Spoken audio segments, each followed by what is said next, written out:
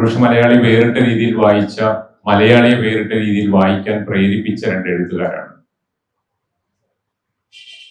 60കളുടെ തുടക്കത്തില് ആധുനികതയുടെ ഒരു വക്താവ് എന്ന രീതിയിൽ എഴുത്തിലേക്ക് വന്ന മുകുന്ദൻ, 70കളോടെ അത്യാധുനികതയുടെ വക്താവ് എന്ന രീതിയിൽ വിശേഷിപ്പിക്കപ്പെട്ടു വന്ന മാധവൻ. എന്നെ സംബന്ധിച്ചിടത്തോളം മുകുന്ദേട്ടനും മാധവേട്ടനുമാണ്. അപ്പോൾ ഇനി അങ്ങോട്ട് അങ്ങനെയായിരിക്കും. അടിസ്ഥാനപരമായി ഇവർ രണ്ടുപേരും ഭാഷയിലൂടെ മലയാളിയെ സാഹിത്യത്തിന്റെ മറ്റൊരു മേഖലയിലേക്ക് കൊണ്ടുപോവുകയായിരുന്നു. നേരത്തെ സഹറുമായിട്ട് ഉള്ള സംഭാഷണം നമ്മൾ കേട്ടപ്പോൾ അദ്ദേഹം എന്തുകൊണ്ട് ഇംഗ്ലീഷിൽ എഴുതുന്നു എന്ന് പറയുന്നൊരു ചോദ്യം ഉന്നയിക്കുകയുണ്ടായി. ഇവർ രണ്ടുപേരും കേരളത്തിന്റെ ഭൂമികയിൽ ജീവിച്ചവരല്ല. വളരെ ചുരുക്കം അവസാന കാലത്താണ്. മുകുന്ദേട്ടനെ സംബന്ധിച്ചിടത്തോളം ഏകദേശം 36 കൊല്ലം കേരളത്തിന് പുറത്ത് ജീവിച്ച് എഴുതിയ ആളാണ്. മാധവേട്ടനും അങ്ങനെ തന്നെ ദീർഘകാലം കേരളത്തിന് പുറത്ത് ഇന്ത്യയിലെ പല നഗരങ്ങളിലുമായിട്ട് സിവിൽ സർവീസ് ഉദ്യോഗസ്ഥരിൽ ജീവിച്ച ആൾ. പക്ഷെ അവരൊക്കെ മലയാളത്തിൽ എഴുതുകയും മലയാള ഭാഷയെയും മലയാള സാഹിത്യത്തെയും മലയാള സംസ്കാരത്തെയും പുതിയ തലത്തിലേക്ക്, പുതിയ ഔന്നത്യങ്ങളിലേക്ക്, ലോകത്തിൻ്റെതായ പുതിയ ആശയ സംവാദങ്ങളിലേക്ക് കൊണ്ടെത്തിക്കാൻ പരിശ്രമിച്ചുകൊണ്ടിരുന്നവരാണ്. മയ്യഴിയുടെ കഥാകാരന്മാരുമായിട്ട് ഏറ്റവും അധികം ഉപയോഗിച്ചിട്ടുണ്ടാവുക ഫ്രഞ്ച് ഭാഷയാണെന്ന് എനിക്ക് തോന്നുന്നത്. ഔദ്യോഗിക ജീവിതത്തിൽ ഫ്രഞ്ച് എഴുതാനും വായിക്കാനും ടൈപ്പ് ചെയ്യാനും ഒക്കെ അറിയാവുന്ന, ഒരുപക്ഷെ ഇമെയിൽ ചെയ്യാനും കമ്പ്യൂട്ടർ ഉപയോഗിക്കാനും ഒക്കെ അറിയുന്ന ഒരു എഴുത്തുകാരനാണ് മുകുന്ദേട്ടൻ. ഏറ്റവും കൂടുതൽ ഔദ്യോഗികമായിട്ട് ഉപയോഗിച്ചിട്ടുള്ളത് ഫ്രഞ്ച് ആവും എന്നാണ് എനിക്ക് തോന്നുന്നത്. ഫ്രഞ്ച് അധീനതയിലുള്ള ഒരു പ്രദേശത്ത് ആണ് ജനിച്ചത്. ജോലി ചെയ്തത് ഫ്രഞ്ച് എംബസിയിൽ ദീർഘകാലം. തിരിച്ചിപ്പോ ഔദ്യോഗിക ജീവിതമൊക്കെ കഴിഞ്ഞ് കേരളത്തിലേക്ക് തിരിച്ചു വന്നിരിക്കുന്നു. തിരിച്ചു വന്ന് നോക്കുമ്പോൾ എന്താണ് ഒരു എഴുത്തുകാരൻ എന്ന രീതിയിൽ മയ്യഴിയെ കുറിച്ച് ഓർത്തെടുക്കുന്നത്, എവിടെ തുടങ്ങി അവിടേക്ക് തിരിച്ചു വരുമ്പോൾ എന്താണ് മനസ്സിൽ തോന്നുന്നതെന്ന് പറഞ്ഞുകൊണ്ട് നമുക്ക് തുടങ്ങാതിരിക്കാം. തിരിച്ചുവരവ് കാത്തിരുന്നതാണ് എത്ര വർഷങ്ങളായിട്ട്. ഇവിടെ നിന്ന് പോകുന്ന അതേ ദിവസം ഈ തിരിച്ചുവരവിനെ കുറിച്ച് ഞാൻ ചിന്തിച്ചിരുന്നു. എപ്പോഴാണ് തിരിച്ചു വരിക എന്ന്. അപ്പം അതിന് കുറേ വർഷങ്ങൾ കാത്തിരിക്കേണ്ടി വന്നു. 36 വർഷം അവിടെ ജോലി ചെയ്തു. പിന്നെ എല്ലാം കൂടി 40 വർഷത്തിലധികം ഡൽഹിയിൽ ജീവിച്ചിരുന്നു. അപ്പോൾ ഈ 40 വർഷവും ഈ തിരിച്ചു വരവ് സ്വപ്നം കണ്ടുകൊണ്ടാണ് ഞാൻ ജീവിച്ചത്. അപ്പോൾ തിരിച്ചു വന്നപ്പോൾ ആ ഒരു സന്തോഷം തോന്നി, തിരിച്ചു വന്നല്ലോ എന്നുള്ള സന്തോഷം. എന്നിട്ട് 1966 ഞാനൊക്കെ ജനിക്കുന്നതിന് മുന്നേ കേരളം പെട്ട ആളാണ്. 2004 തോന്നുന്നല്ലേ തിരിച്ച് വരുന്നത്. എന്തായാലും മലയാളത്തെ സംബന്ധിച്ചിടത്തോളം ആ തിരിച്ചു വരവോ അല്ലെങ്കിൽ ഇവിടുന്ന് പോക്കോ ഒന്നും പ്രതിസന്ധി ഉണ്ടാക്കിയിട്ടില്ല. മലയാള ഭാഷയും സാഹിത്യത്തെയും മുകുന്ദേട്ടൻ അതിസൂക്ഷ്മമായി തന്നെ എവിടെ ഇരുന്നും അത് നിർവഹിച്ചിട്ടുണ്ട്. അതുകൊണ്ടാണ് മലയാളിയുടെ സാഹിത്യത്തെ വേറിട്ട രീതിയിൽ കാണാനുള്ള ഒരു ശക്തി ആ സാഹിത്യത്തിനുണ്ടായത്. മാധവനെ സംബന്ധിച്ചിടത്തോളം ഇതുപോലെ തന്നെയാണ്. ദീർഘകാലം കേരളത്തിന് പുറത്ത് ഔദ്യോഗികമായി ജോലി ചെയ്ത ആളാണ്. എവിടെയെങ്കിലും കേരളം എന്ന് പറയുന്നത് ഒരു മിസ്സിംഗ് ഫാക്ടർ ആയിട്ടുണ്ടായിരുന്നു, അല്ലെങ്കിൽ തിരിച്ചു വരുമ്പോൾ എന്തെങ്കിലും പ്രതിസന്ധി ഉണ്ടാക്കിയിട്ടുണ്ടോ എന്നുള്ളതാണ് എൻ്റെ ചോദ്യം. എന്നെ സംബന്ധിച്ചിടത്തോളം ഇത് കേരളം എൻ്റെ എഴുത്തിന് വളരെ പ്രധാനമായിരുന്നു. അതായത് ഞാൻ എഴുതി തുടങ്ങിയപ്പോൾ 1970കളുടെ തുടക്കത്തിൽ കേരളത്തിലായിരുന്നു. തുടർച്ചയായിട്ട് 8-10-15 കഥകൾ എഴുതി. അതിനുശേഷം കേരളം വിട്ടുപോയി. കേരളം വിട്ടുപോയത് ആ ഒരു നഗര സ്വഭാവമുള്ള സ്ഥലത്തേക്കായിരുന്നില്ല, ബീഹാറിലായിരുന്നു. ബീഹാറിൽ മാസങ്ങളോളം എനിക്ക് മലയാളം കേൾക്കാൻ പോലും പറ്റിയിരുന്നില്ല. ഇന്നത്തെ പോലെ STD-യോ അല്ലെങ്കിൽ ഇൻ്റർനെറ്റോ റേഡിയോ പോലും കിട്ടിയിരുന്നില്ല. അപ്പം ഭാഷയായിട്ടുള്ള ബന്ധം ഏതാണ്ട് ഇല്ലാതെയായി. ഇതെൻ്റെ എഴുത്തിനെ ബാധിച്ചു. അത് ദീർഘകാലം 10-12 കൊണ്ട് ഞാനൊന്നും എഴുതിയിട്ടില്ല. അതിനുള്ളൊരു പ്രധാന കാരണം ഇത് ഭാഷ കൈമോശം വന്നു. ശരിക്കും കൈമോശം തന്നെ വന്നു പോയി. അത് കഴിഞ്ഞ് ഞാൻ തിരിച്ച് കേരളത്തിൽ 90-ൽ എത്തിയപ്പോഴാണ് വീണ്ടും ഭാഷ കിട്ടിയത്. അത് തന്നെ വളരെ വികലമായൊരു ഭാഷയായിരുന്നു. കാരണം ഞാനും ശ്രീ മുകുന്ദനെ പോലെ എഴുതിയിരുന്നതും വായിച്ചിരുന്നതും പ്രസംഗിച്ചിരുന്നതും എല്ലാം ഹിന്ദിയിലായിരുന്നു. ഹിന്ദിയിലും മലയാളത്തിലുമായിട്ട് വളരെയധികം സമാന പദങ്ങളുണ്ട്. പക്ഷേ ആ പദങ്ങളുടെ അർത്ഥം വളരെ വ്യത്യസ്തമായിട്ടുള്ള അർത്ഥങ്ങളായിരുന്നു. ഇപ്പോൾ ഒരു ലിംഗ്വിസ്റ്റിക് കൺഫ്യൂഷൻ മനസ്സിലുണ്ടായിരുന്നുകൊണ്ട് തുടക്കകാലത്ത് മലയാളത്തിൽ എഴുതാൻ വലിയ ബുദ്ധിമുട്ടായിരുന്നു. കേരള സർക്കാരിൽ ജോലി ചെയ്യാൻ വന്ന് ഏതാണ്ട് 1.5 കൊല്ലം കഴിഞ്ഞതിന് ശേഷമാണ് 1990 എൻ്റെ അടുത്ത ഒരു ദീർഘവിരാമത്തിന് ശേഷം എൻ്റെ അടുത്ത കഥ വരുന്നത്. അപ്പോൾ ഭാഷ വളരെ പ്രധാനമായിരുന്നു. അതിനുശേഷം എഴുത്ത് തുടരാനുള്ള കാരണം ഈ ആധുനിക കമ്മ്യൂണിക്കേഷൻ ഉപാധികളെല്ലാം നമുക്ക് അവൈലബിൾ ആയിരുന്നു. പത്രം കിട്ടാൻ തുടങ്ങി, മാസികകൾ കിട്ടാൻ തുടങ്ങി, ഇൻ്റർനെറ്റ് വന്നു, STD വന്നു, പിന്നെ മൊബൈൽ വന്നു. പിന്നെ ഭാഷയുമായിട്ടുള്ള ബന്ധം വിച്ഛേദിക്കേണ്ടി വന്നില്ല. പക്ഷേ ഒരു 10-12 വർഷം ശരിക്ക് ഭാഷയുടെ കാര്യത്തിൽ ഒരു കാലമായിരുന്നു. അത് എൻ്റെ എഴുത്തിനെ ബാധിച്ചു. കാരണം എഴുതാതിരിക്കുക തന്നെ ചെയ്തു.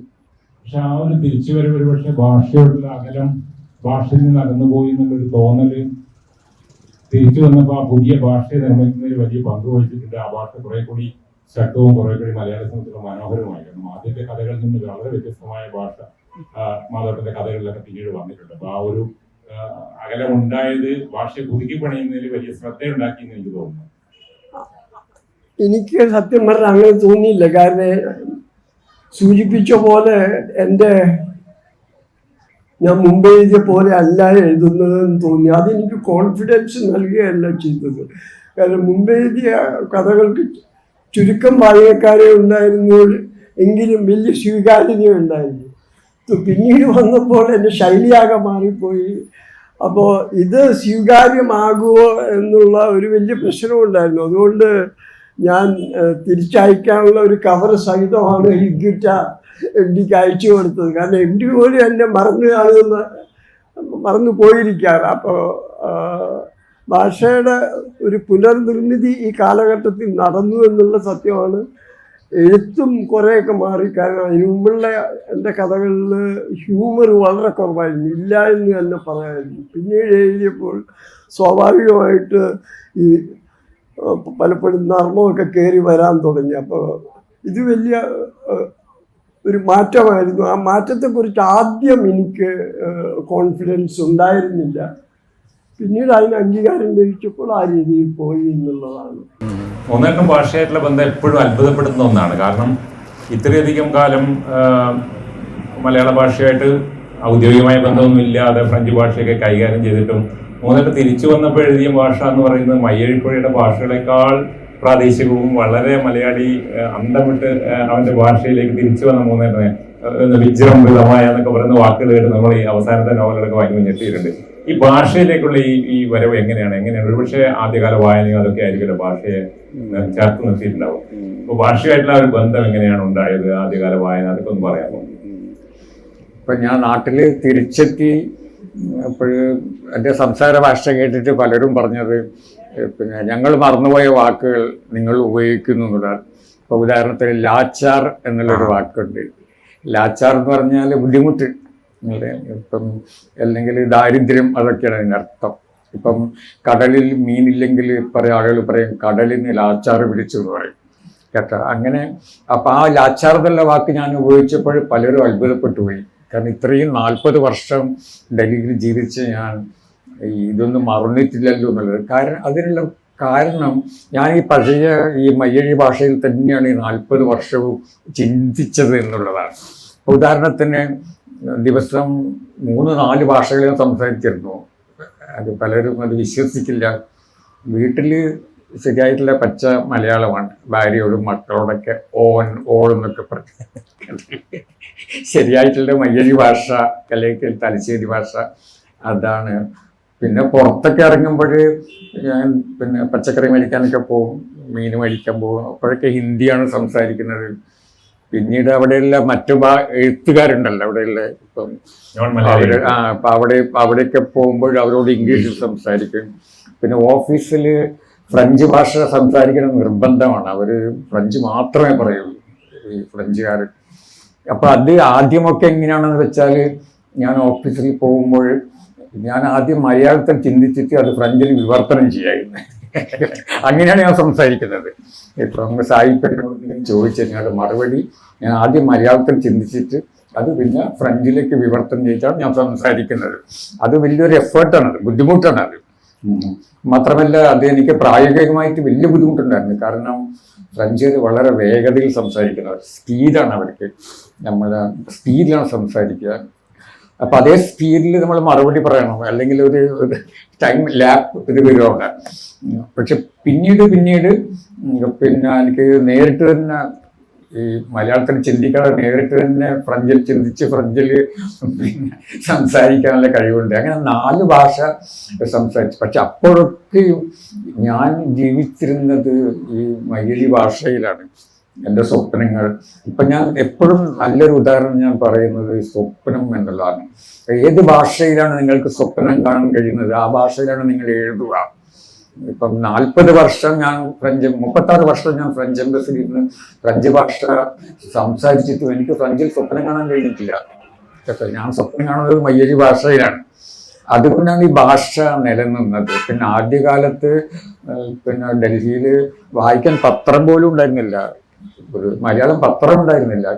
അവിടെ പത്രം കിട്ടണമെങ്കിൽ 4-5 ദിവസമൊക്കെ കഴിഞ്ഞിട്ടാണ് കിട്ടുക.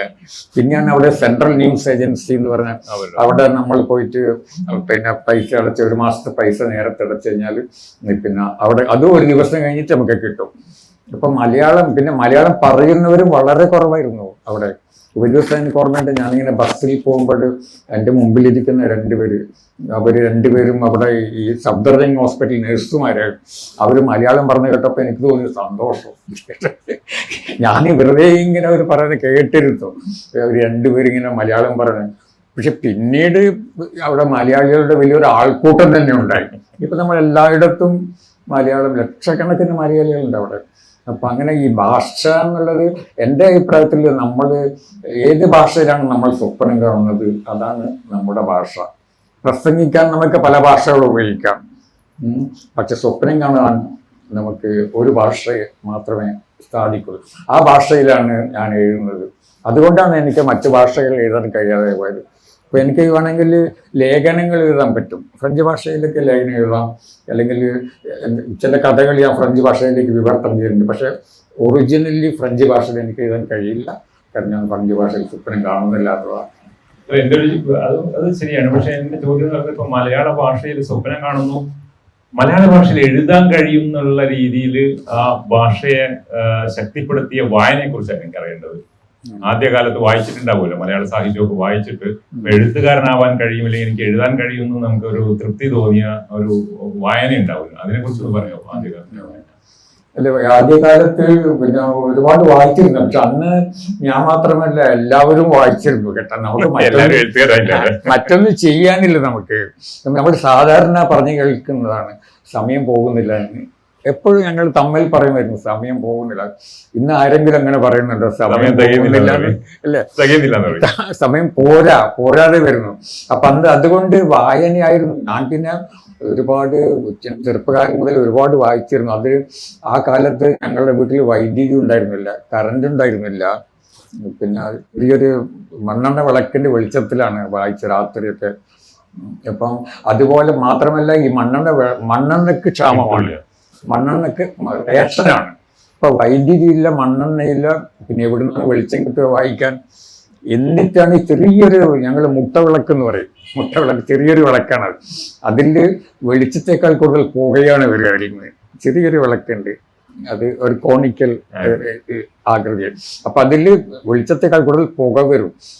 ആ വിളക്ക് ചുമരിന്റെ മുകളിൽ ഇങ്ങനെ ഒരു ആണിയുടെ മുകളിൽ കൊളുത്തി വെച്ചിട്ടുണ്ടാകും. ആ വെളിച്ചത്തിലാണ് ഞാൻ വിക്ടർ ഹ്യൂഗോന്റെ പാവങ്ങൾ വായിച്ചത്. 14-15 വയസ്സിൽ ഈ ഒരു വെളിച്ചത്തിൽ അല്ലെങ്കിൽ ഈ പുകയിൽ. അപ്പൊ ആ ഒരു വായനാനുഭവം ഭയങ്കരമാണ്. ഇന്ന് എനിക്ക് അങ്ങനെ വായിക്കാൻ അങ്ങനെയുള്ള അനുഭവം ഇല്ല. അത് കാലം മാറിക്കഴിഞ്ഞു, നമ്മുടെ വായന മാറി. ഇപ്പൊ നമ്മുടെ പിന്നെ എല്ലാം തന്നെ ബുക്ക് ഷോപ്പുകൾ മാറി. നമ്മൾ ഈ ബുക്ക് ഷോപ്പ് നോക്കും, എത്ര വളരെ ആധുനികമായിട്ടുള്ള ഒരു ബുക്ക് ഷോപ്പാണ്. പഴയകാലത്തെ ബുക്ക് ഷോപ്പ് അങ്ങനെയല്ല, ചെറിയ ഏതെങ്കിലും ഒരു കട, ഒരു പീഡിയ, നമ്മൾ പീഡിക എന്ന് പറയുന്നത് പീഡിയ മുറിയായിരിക്കും, അവിടെയാണ് ലൈബ്രറി, അവിടെയാണ് ബുക്ക് ഷോപ്പ്. അപ്പം എല്ലാം മാറി. ഇപ്പം നമുക്ക് ഒരുപാട് വെളിച്ചമുണ്ട്, പക്ഷേ അന്നത്തെ കാലത്ത് അവിടെ മലയാളം അല്ലാതെ മയ്യഴിയിൽ ഫ്രഞ്ച് ഉപയോഗിച്ചിരുന്നു. അത് അറിയാമായിരുന്നു മൂന്നെണ്ണെങ്കിലും ആദ്യകാലത്തൊക്കെ. അവിടെ വെച്ചാൽ ഞങ്ങളെല്ലാവരും ആരും വിശ്വസിക്കില്ല. ഞാനൊക്കെ ജനിച്ചപ്പോ ഫ്രഞ്ചുകാരനായിരുന്നു. അതറിയാം. ഫ്രഞ്ചുകാരനായിട്ടാണ് ജനിച്ചത്. അത് മാത്രം എൻ്റെ ജനന സർട്ടിഫിക്കറ്റ് ഫ്രഞ്ചിലാണ്. അത് മാത്രമല്ല, ഫ്രഞ്ചുകാർ പോയിട്ട് എത്രയോ കാലം കഴിഞ്ഞിട്ട് ഞാൻ കല്യാണം കഴിച്ചത്. കല്യാണം കഴിച്ചിട്ട് എനിക്ക് മാരേജ് സർട്ടിഫിക്കറ്റ് വന്ന ഫ്രഞ്ചിലാണ്. ഫ്രഞ്ചുകാരില്ല. ഫ്രഞ്ചുകാരെ ഇപ്പോൾ പോയിരിക്കുന്നു. പക്ഷെ അപ്പോഴും ആ പഴയ രീതിയിൽ, കാരണം അന്ന് ഫ്രഞ്ചുകാരുടെ കാലത്ത് ഈ മാരേജ് സർട്ടിഫിക്കറ്റിൻ്റെ ഒരു ഫോർമാറ്റ് ഉണ്ട്, അതാണ് ഫില്ലപ്പ് ചെയ്യുന്നത്. അപ്പം ഇപ്പോഴും എൻ്റെ മാരേജ് സർട്ടിഫിക്കറ്റ് അത് ഫ്രഞ്ചിലാണ്. പിന്നെ വഴിയിലൊക്കെ കണ്ടു കഴിഞ്ഞാൽ ആളുകൾ ഫ്രഞ്ചിൽ സംസാരിക്കും. അത് ഈ അടുത്ത കാലത്ത് പോലും പിന്നെ രാവിലെ എനിക്കിപ്പോഴും മീൻ മേടിക്കാൻ പോകുന്നത് ഭയങ്കര ഇഷ്ടമാണ്. ഭയങ്കര സന്തോഷമുള്ളൊരു കാര്യമാണ് മീൻ മാർക്കറ്റിൽ പോകുന്നത്. മീൻ മാർക്കറ്റിൽ അവിടെ ഒരു മീൻ വിൽക്കുന്ന ഒരാളുണ്ട്, മുക്കോ സമുദായത്തിൽ. അയാൾ ഫ്രഞ്ച് പറയും ഇപ്പോഴും കേട്ടോ. അയാൾക്ക് ഒരുപാട് വയസ്സായി. അയാൾ എന്നോട് ഫ്രഞ്ചിലാണ് അഭിവാദ്യം ചെയ്യുക. അപ്പം അങ്ങനെയുള്ള ഒരു ചുറ്റുപാടിലാണ് ഞാൻ ജനിച്ച് വളർന്നത്. എനിക്കൊരു ഐഡന്റിറ്റി പ്രോബ്ലം ഉണ്ട് കേട്ടോ, ഞാൻ ആരാണെന്നുള്ളത്. ഒരുപക്ഷെ ഇന്ത്യയിലെ രാഷ്ട്രീയമാണ് പോകുന്നതിനായി ഇന്ത്യക്കാരനാക്കിയത്, അല്ലെങ്കിൽ ഫ്രഞ്ചുകാരനായിട്ട് തന്നെ ജീവിക്കേണ്ടി വരുമായിരുന്നു അല്ലേ മാധവേട്ട? ഈ നമ്മുടെ ഇവിടെ സംസാരിക്കുന്ന ഇത് ഫ്രഞ്ചും ഫ്രാൻസിലെ ഫ്രഞ്ചുമായിട്ട് വലിയ വ്യത്യാസമുണ്ട്. അത് ആദ്യകാലത്ത് പിന്നെ മാഹിയിൽ അവിടുത്തെ ഫ്രഞ്ചുകാർ സംസാരിച്ചതും മാഹിയിൽ ആളുകൾ സംസാരിച്ചത് ഏകദേശം ഒരേപോലെയായിരുന്നു.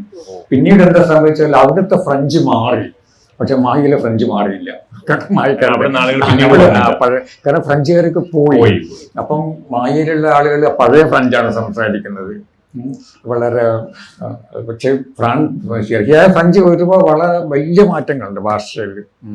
പക്ഷെ എന്നാലും ഇപ്പോഴും അവിടെ ഒരു ഫ്രഞ്ചുകാരുടെ ഒരു സംഘടനയുണ്ട് മാഹിയിൽ.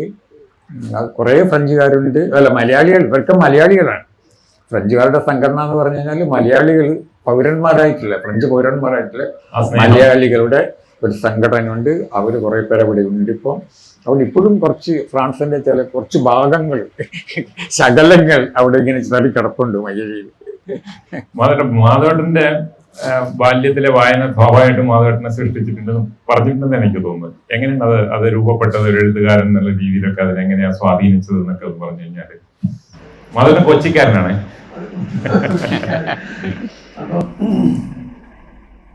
സ്വാഭാവികമായിട്ട് മലയാള സാഹിത്യം വളരെ ശക്തമായിട്ട് അതിൻ്റെ സാന്നിധ്യം അറിയിച്ചിരുന്ന ഒരു പട്ടണമായിരുന്നു എറണാകുളം. വളരെ അധികം എഴുത്തുകാരെ നമുക്ക് റോഡുകളിൽ തന്നെ കാണാമായിരുന്നു. ഇപ്പം ജി ശങ്കർ ഗ്രൂപ്പായിരുന്നു അന്നത്തെ ഏറ്റവും വലിയ എഴുത്തുകാരൻ. പൂഞ്ഞിക്കര റാഫി വളരെ എൻ്റെ കുട്ടിക്കാലത്ത് ബഷീർ അവിടെ ഉണ്ടായിരുന്നു, ഞാൻ കണ്ടിട്ടില്ല. ഇങ്ങനെ ഒരു എഴുത്തിൻ്റെ അന്തരീക്ഷം. പിന്നെ അവിടെ ഒരു റിച്വൽ ഇതായിരുന്നു. ഒരു 8 വയസ്സ് 9 വയസ്സൊക്കെ ആകുമ്പോൾ കുട്ടികളെ, നമ്മുടെ ചുറ്റുവട്ടമുള്ള കുട്ടികളെ എറണാകുളം പബ്ലിക് ലൈബ്രറി കൊണ്ട് ചേർക്കും. അപ്പോൾ അവിടുന്ന് ധാരാളം പുസ്തകങ്ങൾ വായിക്കുകയില്ല. പിന്നെ വായന തുടങ്ങിയ, ശരിക്കും സീരിയസ് ആയി തുടങ്ങിയ കാലഘട്ടത്തിൽ തന്നെയാണ് ഈ മലയാളത്തിൽ ചെറുകഥയുടെ വസന്തം ഉണ്ടാകുന്നത്. ഇപ്പോൾ ഓരോ ആഴ്ച ഓരോ പുതിയ എഴുത്തുകാർ, മാധവിക്കുട്ടി, നാരായണപിള്ള, നീന്തൻ, സക്കറിയ വരുന്നു, OV വിജയൻ, ഇങ്ങനെ ആഴ്ച തോറും മാതൃഭൂമിയിൽ ഒരു പുതിയ എഴുത്തുകാരനെ കൊണ്ടുവരുന്നു. അപ്പോൾ ഇതെല്ലാം കൊണ്ട് ഒരുപക്ഷെ ചെറുകഥ എന്ന മാധ്യമത്തിലേക്ക് കൂടുതൽ ആകർഷിച്ചതായി. കാരണം പുസ്തകം എന്നുള്ള രീതിയിൽ വായിച്ചിട്ടുള്ള ലോക ക്ലാസിക്കോ അങ്ങനെ എന്തെങ്കിലും ഒരു സ്വാധീനമായിട്ട് അടിസ്ഥാനപരമായിട്ട് പറയുകയാണെങ്കിൽ ഏറ്റവും ഇഷ്ടപ്പെട്ട പുസ്തകം മഹാഭാരതം തന്നെയാണ്. കാരണം അതിലുള്ള വളരെ ചെറുപ്പത്തിൽ ഞാൻ 100 രൂപ കൊടുത്തുണ്ടെങ്കിൽ 10 വാളിയോ NBS കിട്ടുമായിരുന്നു, കുഞ്ഞുകുട്ടൻ തമ്പുരാൻ്റെ. അത് ആദ്യം പദ്യത്തിലായതുകൊണ്ട് വായിക്കുന്നതിൽ ഒരു ബുദ്ധിമുട്ടുണ്ടായിരുന്നു. പിന്നെ അദ്ദേഹത്തിൻ്റെ പദ്യം വളരെ ലളിതമായിരുന്നു. ഇപ്പോൾ ധർമ്മക്ഷേത്രേ കുരുക്ഷേത്രേ ഹിമ കുരുവത സഞ്ജയ എന്നുള്ളത് ധർമ്മക്ഷേത്രം, കുരുക്ഷേത്രം, നമ്മുടെ വീട്ടിലും പാണ്ഡവർ എന്ത് ചെയ്യുന്നു സഞ്ജയ എന്ന് പറഞ്ഞിട്ട് വളരെ ലളിതമായ തർജ്ജമയായിരുന്നു. അത് എനിക്ക് മുഴുവൻ വായിക്കാൻ പറ്റിയിട്ടുണ്ട്. അതിൽ ഒരു വലിയ സത്യം പറഞ്ഞാൽ ഇത് രാമായണം ഒരു ചെറുകഥയാണെങ്കിൽ മഹാഭാരതം ഒരു നോവലാണ്. പിന്നെ വളരെയധികം പുസ്തകങ്ങൾ ഈ 50കളുടെ ഉത്തരാർദ്ധത്തിലാണ് മലയാളത്തിൽ ശക്തമായിട്ടുള്ള 3 നോവലുകൾ. MTയുടെ നാലുകെട്ട്, ഉമ്മാച്ചു, റൂബിൻ്റെ ഉമ്മാച്ചു, തകഴിയുടെ ചെമ്മീൻ, ഈ 3 നോവലും. പിന്നെ മലയാള സാഹിത്യത്തിന് ഒരു ആദ്യമായിട്ട് ഒരുപക്ഷെ അവസാനമായിട്ടും ഒരു വിശ്വസാഹിത്യത്തിൽ ഒരു ചലനം സൃഷ്ടിക്കാൻ സാധിച്ചത് ഈ ചെമ്മീനിലൂടെയാണ്. ഇത് ന്യൂയോർക്ക് ടൈംസിൻ്റെ ബെസ്റ്റ് സെല്ലർ ലിസ്റ്റിൽ ഏതാണ്ട് 40 ആഴ്ചകളോളം നീണ്ടത് എന്നാണ് പറയുന്നത്. അങ്ങനെ ഒരു സാഹിത്യം ഒരു വലിയ സംഭവമാണെന്നുള്ളൊരു തോന്നൽ കുട്ടിക്കാലത്ത് ഉണ്ടായിരുന്നു. ആ രീതിയിൽ തന്നെയായിരുന്നു അതിനെ പിന്തുടർന്നുകൊണ്ടുള്ള വായനയും ഉണ്ടായിരുന്നു. പക്ഷെ അവിടെ വെച്ച് ചെറുകഥ ഇങ്ങനെ വായിച്ച് അവസാനം ചെറുകഥ എഴുതില്ല എന്ന് പ്രതിജ്ഞ എടുത്ത ടീമായിരുന്നു എന്ന് കേട്ടിട്ടുണ്ട്. അത് സംഭവിച്ചിട്ടുണ്ടെങ്കിൽ ഈ വിമർശിക്കാൻ വളരെ എളുപ്പമാണ്. അപ്പൊ നമ്മളെല്ലാവരും വിമർശിക്കും. അതായത് കാലത്തിനിട്ട് അയ്യപ്പ പണിക്കരെ ചീത്ത പറയും. അത് ഞാനും എൻ്റെ സുഹൃത്ത് വളരെ വളരെ പ്രതിഭാധനായ ഒരു എഴുത്തുകാരാണ് TR. അപ്പം നമ്മൾ കരാർ ചെയ്തു, നമ്മൾ എഴുതില്ല, നമ്മുടെ പരിപാടി ഈ കൂക്കുവിളിയാണ്. നമ്മൾ ട്രോളേഴ്സാണ്, ബേസിക്കായിട്ട് ട്രോളിങ് ആണ് നമ്മൾ ചെയ്യാൻ പോകുന്നത്. അപ്പോഴാണ് ഈ ഉടമ്പടി തെറ്റിച്ചുകൊണ്ട് TRന്റെ ഒരു ചെറുകഥ ശിശു വരുന്നത്. അല്ല, TRന്റെ ചെറുകഥ മൃഗം വരുന്നത്. അപ്പൊ ഞാൻ TRനോട് ചോദിച്ചത് ഒരു വാക്കിന് വ്യവസ്ഥയില്ലാത്ത കാര്യമല്ലേ ചെയ്തെന്ന് പറഞ്ഞപ്പോൾ വളരെ താത്വികമായിട്ട് പറഞ്ഞു, ഇത് നമ്മൾ കൂക്കുവിളിക്കാരാകരുത്, നമ്മൾ രംഗത്ത് തന്നെ ഇറങ്ങണമെന്ന്. അപ്പം അതിനുശേഷമാണ് ശിശു വരുന്നത്. ഈ ചെറുകഥയാണ് ആ കാലത്ത് ഏറ്റവും കൂടുതൽ സ്വാധീനിച്ചത്, അല്ലെങ്കിൽ മലയാള സാഹിത്യത്തിൽ ഏറ്റവും കൂടുതൽ ചെറുകഥ വന്ന വസന്തകാലത്താണ് മാധവേട്ടൻ എഴുത്തിനെ കുറിച്ച് ചിന്തിക്കുന്നത്. പിന്നീടും ചെറുകഥയിലാണ് ഉറച്ചു നിന്നത്. ഇവിടെ നോവലിന്റെ രാജാവ് ഇവിടെ ഇരിപ്പുണ്ട്. എന്താണ് ഈ ചെറുകഥ എന്ന് പറയുന്നതിലേക്ക് കൂടെ ഒരുപക്ഷെ നോവലിനേക്കാൾ മികച്ച ഒന്നാണ്, ഒരു മികച്ച സാഹിത്യ അനുഭവം തരുന്ന ഒന്നാണെന്ന് കഥ എന്നൊരു തോന്നല് മാധവേട്ടനുണ്ടോ? ഇല്ല, ഒരിക്കലും ഇല്ല.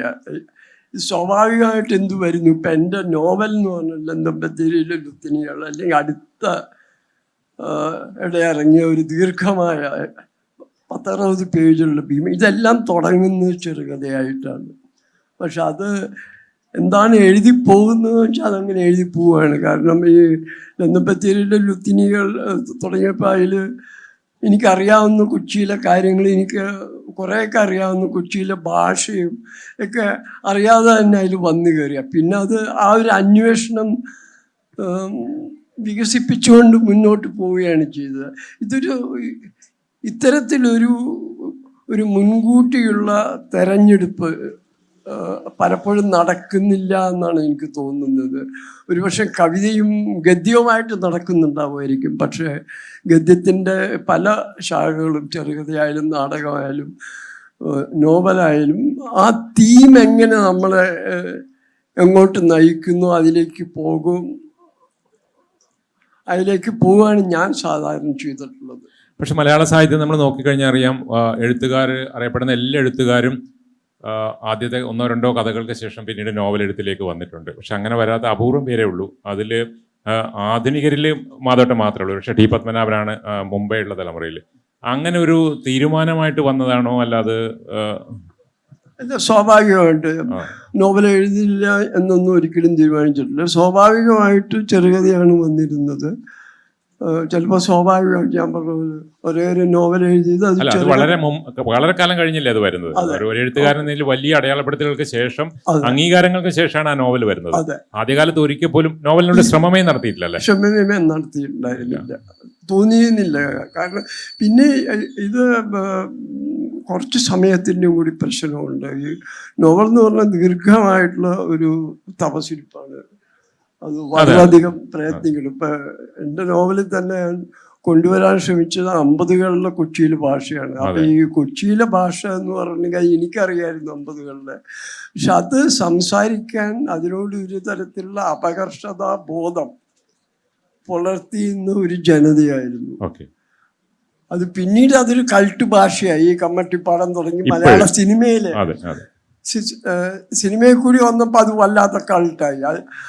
ഞാൻ എഴുതിയിരുന്ന കാലത്ത് അത് സംസാരിക്കാൻ ആൾക്കാരുണ്ടായതിൽ എനിക്ക് പലപ്പോഴും പല വാക്കുകൾ, ഇപ്പം കൊച്ചിയിൽ മാത്രം ഉപയോഗിക്കും ഈ ലാൽച്ചാറൊക്കെ പോലെയുള്ള പല ഒരുപാട് വാക്കുകളുണ്ട്. ഈ വാക്കുകളിൽ നമുക്ക് സംശയം ചോദിക്കാൻ പോലും ആൾക്കാരുണ്ടായില്ല. അപ്പം 60 വയസ്സിന് മുകളിലുള്ള നമ്മുടെ കൂട്ടുകാരുടെ അച്ഛനോ അമ്മയോ ഇവരോടൊക്കെ ചോദിക്കണമായിരുന്നു. ഉദാഹരണത്തിന് നമ്മുടെ റോസി തോമസിന്റെ ആത്മകഥയിൽ റോസി തോമസിന്റെ റോസി തോമസ് MP പോളിന്റെ മകളാണ് അല്ലേ? അപ്പൊ അമ്മയുടെ വിവാഹത്തെ കുറിച്ച് പറയുന്നുണ്ട്. ഈ MP പോള് കൊച്ചിക്കാരനാണ്, വൈപ്പിൻകാരനാണ്. അമ്മ ചാലക്കുടിക്കാരിയാണ്, കുറേ കൂടി ഫാഷനബിൾ ആയിട്ടുള്ള ഒരു സ്ഥലത്ത് നിന്നാണ്. അപ്പം ഈ വിവാഹാലോചന വന്നപ്പോൾ ഏറ്റവും വലിയ എതിർപ്പ് ഈ ഞഞ്ഞ പറയുന്ന സ്ഥലത്തേക്ക് ഞങ്ങൾ പെണ്ണ് കൊടുക്കില്ല എന്നുള്ളത്. ഇത് അവർ എഴുതിയിട്ടുണ്ട്. വലിയൊരു അപകർഷത.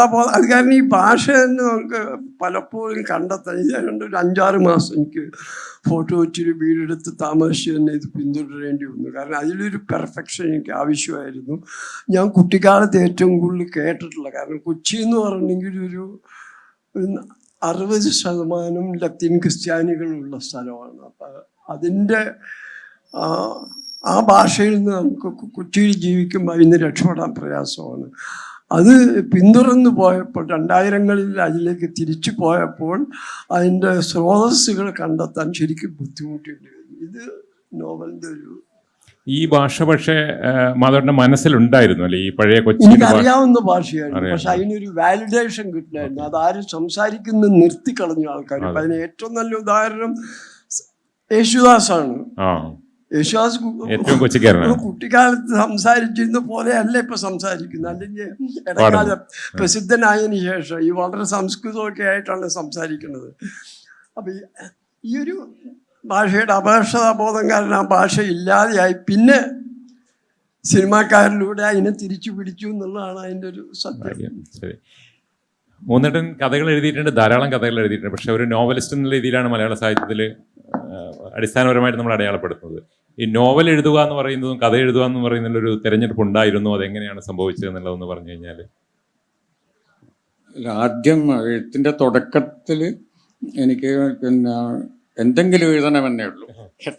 അതായത് എഴുത്തുകാരനാകണം, അത് ഒരു അഭിനിവേശമായിരുന്നു. എഴുതാൻ കഴിഞ്ഞിട്ടില്ലെങ്കിൽ അതിലും ഭേദം മരിക്കുന്നതാണ് എന്ന് തോന്നുന്നു. അങ്ങനെ അതുകൊണ്ട് ആ കാലത്ത് ഒരു ചോയ്സിൻ്റെ പ്രശ്നമില്ല. നോവൽ എഴുതണമെന്നോ കഥ എഴുതണമെന്നോ ഇല്ല.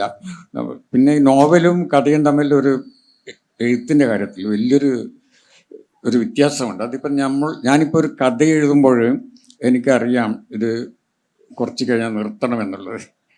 എത്ര ഒരു 1500 വാക്കുകളോ അല്ലെങ്കിൽ 2500 വാക്കുകൾ കഴിഞ്ഞാൽ എനിക്ക് അത് നിർത്തണം, അതെനിക്കറിയാം. പക്ഷെ നോവലിൻ്റെ കാര്യത്തിൽ അതില്ല. നോവലിൻ്റെ കാര്യത്തിൽ എന്നോട് നിർത്താൻ ആരും പറയുന്നില്ല. എത്ര വേണമെങ്കിലും എനിക്ക് എഴുതാം. എനിക്ക് കഴിവുണ്ടെങ്കിൽ 1000 പേജ് എഴുതാം. തകഴി കയർ എഴുതിയതുപോലെ, അല്ലെങ്കിൽ വിലാസിനി അവകാശികൾ എഴുതുപോലെ, അല്ലെങ്കിൽ അതിനപ്പുറത്തേക്ക്. അപ്പം നോവലിൻ്റെ അവസാനം എനിക്ക് കാണാൻ കഴിയുന്നില്ല കേട്ടോ. പക്ഷെ കഥയുടെ അവസാനം എനിക്ക് കാണാം, അത് സമീപഭാവിയിൽ. അപ്പം ഇതായിരുന്നു ഈ വ്യത്യാസം.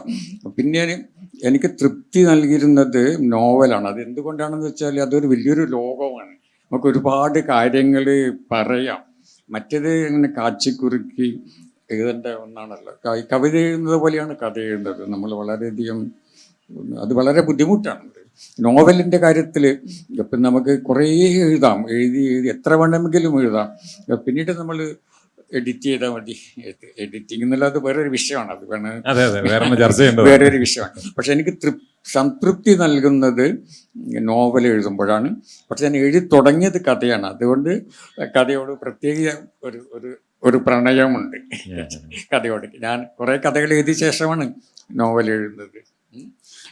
ഇതാണ് കഥയും നോവലും തമ്മിലുള്ള എൻ്റെ അനുഭവത്തിലുള്ള വ്യത്യാസം എന്ന് പറയുന്നത്. പക്ഷെ ഞാൻ തുടക്കത്തിൽ പറഞ്ഞതുപോലെ എനിക്ക് എഴുതണം, അതാണ്.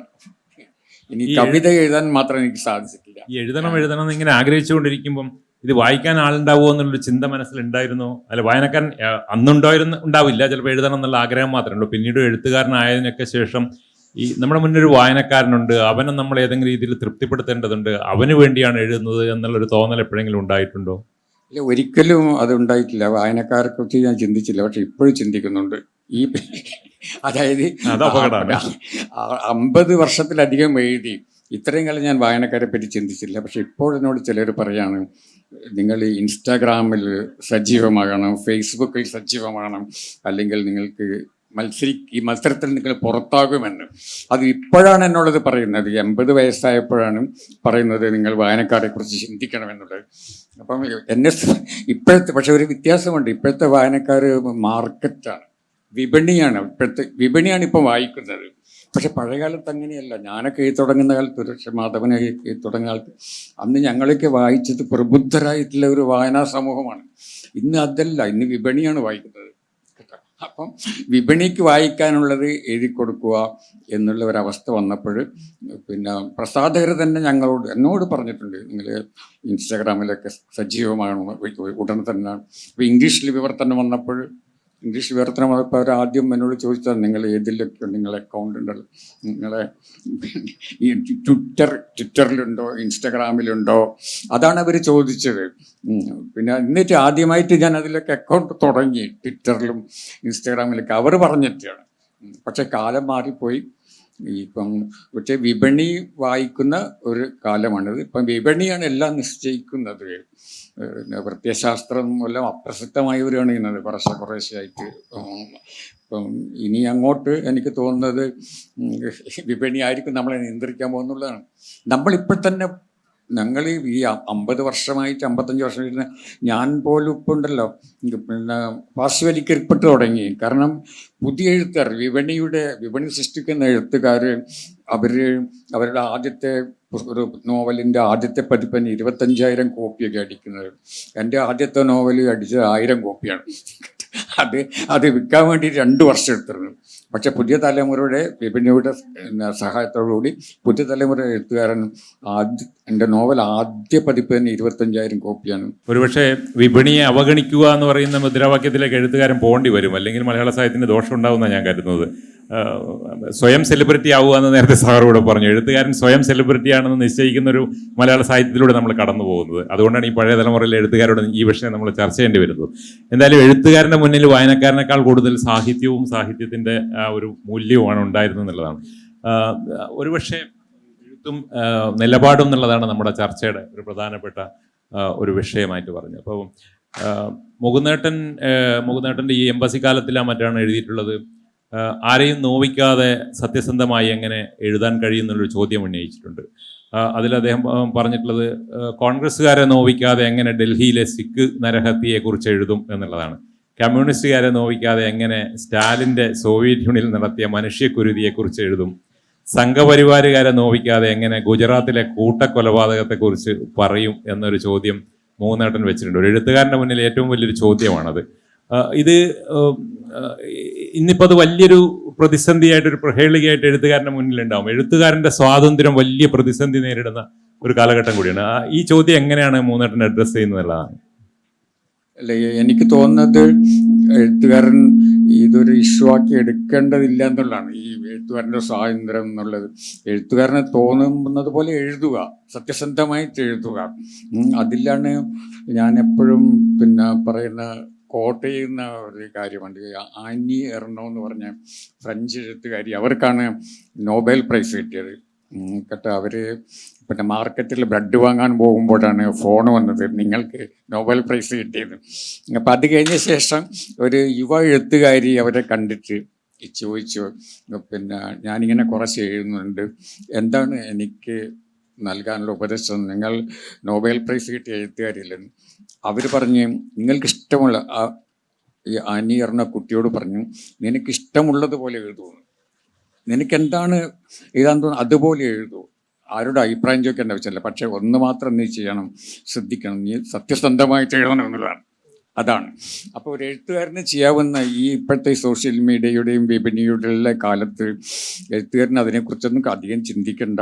നമ്മൾ സത്യസന്ധമായിട്ട് എഴുതുക എന്നുള്ളതാണ്. അത്രയും നമുക്ക് എഴുതാൻ ഇത്രയും സാധിച്ചാൽ നല്ലൊരു കാര്യമാണ്. പിന്നെ എനിക്ക് മറ്റൊന്ന് തോന്നുന്നത്, ഈ വിപണിയുടെ വിപണിയുടെ സൃഷ്ടിയായിട്ട് വരുന്ന രചനകളുണ്ടല്ലോ, അത് കാലാതീതമാകുമെന്ന് എനിക്ക് തോന്നുന്നില്ല കേട്ടോ. അതെന്നോട് വലിയൊരു പ്രസാധകൻ എന്നോട് പറഞ്ഞതാണ്, ഞാൻ പേര് പറഞ്ഞില്ല, എന്നോട് പറഞ്ഞതെന്ന് വെച്ചാൽ ഇപ്പം നിങ്ങൾ ഇപ്പം ആഘോഷിക്കപ്പെടുന്ന 1,00,000 കോപ്പിയൊക്കെ വിൽക്കുന്ന ഈ എഴുത്തുകാരൻ്റെ ഈ രചനയുടെ ഷെൽഫ് ലൈഫ് ചിലപ്പോൾ 3 വർഷമായിരിക്കുന്നതാണ് കേട്ടോ. അതേസമയത്തിന് നമ്മുടെ ഇപ്പം മാധവൻ്റെ തിരുത്തോ അല്ലെങ്കിൽ ആനന്ദിൻ്റെ ആൾക്കൂട്ടം അല്ലെങ്കിൽ എൻ്റെ മയ്യഴിപ്പ് തിരങ്ങളൊക്കെ നമ്മൾ എത്രമാത്രം വർഷങ്ങൾ നമ്മൾ സഞ്ചരിച്ചു കഴിഞ്ഞു, ഇപ്പോഴും അത് അവിടെ ഉണ്ട് കേട്ടോ. അപ്പം അതുകൊണ്ട് എനിക്ക് തോന്നുന്നത് സത്യസന്ധമായിട്ട് എഴുതിയാൽ മതി, വിപണിയെക്കുറിച്ചൊന്നും ചിന്തിക്കേണ്ട. പിന്നെ വിപണി തരുന്ന കാശ് കൊണ്ടല്ലോ നമ്മൾ ജീവിച്ചത്. ഇത്രയും കാലം നമ്മൾ കഠിനമായിട്ട് അധ്വാനിച്ചു, ജോലി ചെയ്തു, അങ്ങനെയാണ്. അല്ലാതെ പുസ്തകം എഴുതിയിട്ടുള്ള പൈസ കൊണ്ടല്ല നമ്മൾ ജീവിച്ചത്. അതുകൊണ്ട് സത്യസന്ധമായിട്ട് എഴുതുക. വായനക്കാർ ഉണ്ടാകും, വലിയൊരു ആൾക്കൂട്ടം ഉണ്ടാവില്ലായിരിക്കാം, പക്ഷെ എന്നാലും വായനക്കാർ നമ്മുടെ കൂടെ ഉണ്ടാവും. അത് നമുക്ക് ഓരോരുത്തർക്കും കുറച്ച് വായനക്കാരുണ്ട്. അത് ഏറ്റവും ഇപ്പം മേതിൽ രാധാകൃഷ്ണനെ പോലെ വളരെ ബുദ്ധിമുട്ടുള്ള, വായിച്ചാൽ മനസ്സിലാകാത്ത വിധത്തിൽ എഴുതുന്ന മേതിലിന് പോലും കുറേ വായനക്കാരുണ്ട്. ഉണ്ട്. അതുപോലെ നമുക്കൊക്കെ നമ്മുടേതായിട്ടുള്ള കുറേ വായനക്കാർ എവിടെയൊക്കെ ഉണ്ട്. അവരെ നമ്മൾ ചിലപ്പോൾ തിരിച്ചറിയുന്നില്ല. അതുകൊണ്ട് ഇതിനെക്കുറിച്ച് ആദ്യം ഞാൻ വല്ലാതെ ബേജാറായിരുന്നു. ഇങ്ങനെ ഈ വിപണിയുടെ സ്ഫോടനം ഉണ്ടല്ലോ, സോഷ്യൽ മീഡിയ. അപ്പം ഞാൻ വല്ലാതെ വറി ചെയ്തിരുന്നു. ഞാൻ വിചാരിച്ചു ഇത്രയും കാലം എഴുതിയിട്ട് ഇനിയിപ്പോൾ ഇതിനെക്കുറിച്ചൊക്കെ ചിന്തിക്കേണ്ടി വരുന്നുണ്ടല്ലോ എന്ന്. പക്ഷെ ഇപ്പോഴെനിക്ക് യാതൊരു ഭയവുമില്ല. ഞാൻ സത്യസന്ധമായിട്ട് എഴുതും. നിലനിൽക്കുന്നുണ്ടെങ്കിൽ നിലനിൽക്കട്ടെ, ഇല്ലെങ്കിൽ പോകട്ടെ. പക്ഷെ എനിക്ക് വായനക്കാരിൽ വിശ്വാസമുണ്ട്, കുറച്ച് വായനക്കാർ കൂടെ ഉണ്ട് എന്നല്ല, അവരിൽ എനിക്ക് വിശ്വാസമുണ്ട്. അല്ല, ഞാൻ കുറച്ചുകൂടി പറയാം. ഇപ്പം അടിസ്ഥാനപരമായിട്ട് ഇപ്പം നിങ്ങൾ രണ്ടുപേരും കേരളത്തിന് പുറത്തുനിന്ന് എഴുതിയ മൂന്നേട്ടൻ തീർച്ചയായിട്ടും മൂന്നേട്ടൻ്റെ പ്രധാന കൃതികൾ മുഴുവൻ എഴുതിയിട്ടുള്ളത് മയ്യഴിപ്പുഴ പോലും എഴുതിയിട്ടുള്ളത് ഡൽഹിയിലാണ് അല്ലേ? അപ്പോൾ കേരളത്തിൻ്റെ പശ്ചാത്തലത്തിൽ തിരിച്ചു വന്ന് എഴുതുമ്പം നേരത്തെ മാധവൻ പറഞ്ഞ പോലെ കേരളത്തിൻ്റെതായ ചില സമ്മർദ്ദങ്ങളൊക്കെ അടിസ്ഥാനപരമായി കേരളത്തിൻ്റെ സമൂഹത്തിലും സംസ്കാരത്തിലും ഒക്കെ ഉണ്ട്, നമ്മുടെ രാഷ്ട്രീയത്തിലുണ്ട്. അങ്ങനെയുള്ള സമ്മർദ്ദങ്ങൾ എഴുത്തിനെ പിന്നീട് തിരിച്ചു വന്ന് എഴുതുമ്പോൾ നമുക്ക് ഇങ്ങനെ എഴുതാവോ, അല്ലെങ്കിൽ ഇത് എനിക്ക് പഴയതുപോലെ എഴുതാൻ കഴിയുമോ എന്നുള്ളൊരു തോന്നലുകളൊക്കെ ഉണ്ട്. ഇപ്പോൾ കേശവൻ്റെ വിലാപമൊക്കെ എഴുതിയ മൂന്നേട്ടനാണ്. അപ്പം അങ്ങനെ രാഷ്ട്രീയമായ, കൾച്ചറലായ, കമ്മ്യൂണലായ സമ്മർദ്ദങ്ങളിൽ പെട്ടുപോകുന്ന ഒരവസ്ഥ കേരളത്തിലുണ്ടോ എന്നുള്ളതാണ്. കേരളത്തിൽ ഒരുപാട് ഇപ്പം ഇതുപോലെ പിയർ പ്രഷർ പോലെ സോഷ്യൽ മീഡിയ ഉണ്ടാക്കുന്ന, വിപണി ഉണ്ടാക്കുന്ന, അങ്ങനെ കുറേ സമ്മർദ്ദങ്ങളുണ്ടല്ലോ. അതുപോലെ ഇങ്ങനൊരു പൊളിറ്റിക്കൽ സമ്മർദ്ദം അല്ലെങ്കിൽ കമ്മ്യൂണൽ സമ്മർദ്ദം എന്തെങ്കിലും മനസ്സിലേക്കെങ്കിലും വരുന്നുണ്ടോ എന്നാണ് ഞാൻ ചോദിക്കുന്നത്. ഇപ്പോഴും അങ്ങനെയുള്ള ഒരു വിമർശനമില്ല. എൻ്റെ രചനകൾ അങ്ങനെയുള്ള ഒരു വിമർശനം അഭിമുഖീകരിക്കുന്നില്ല. അത് രാഷ്ട്രീയമായിട്ടുള്ള വിമർശനം. പക്ഷെ എൻ്റെ എഴുത്തിൻ്റെ തുടക്കത്തിൽ അതുണ്ടായിരുന്നു.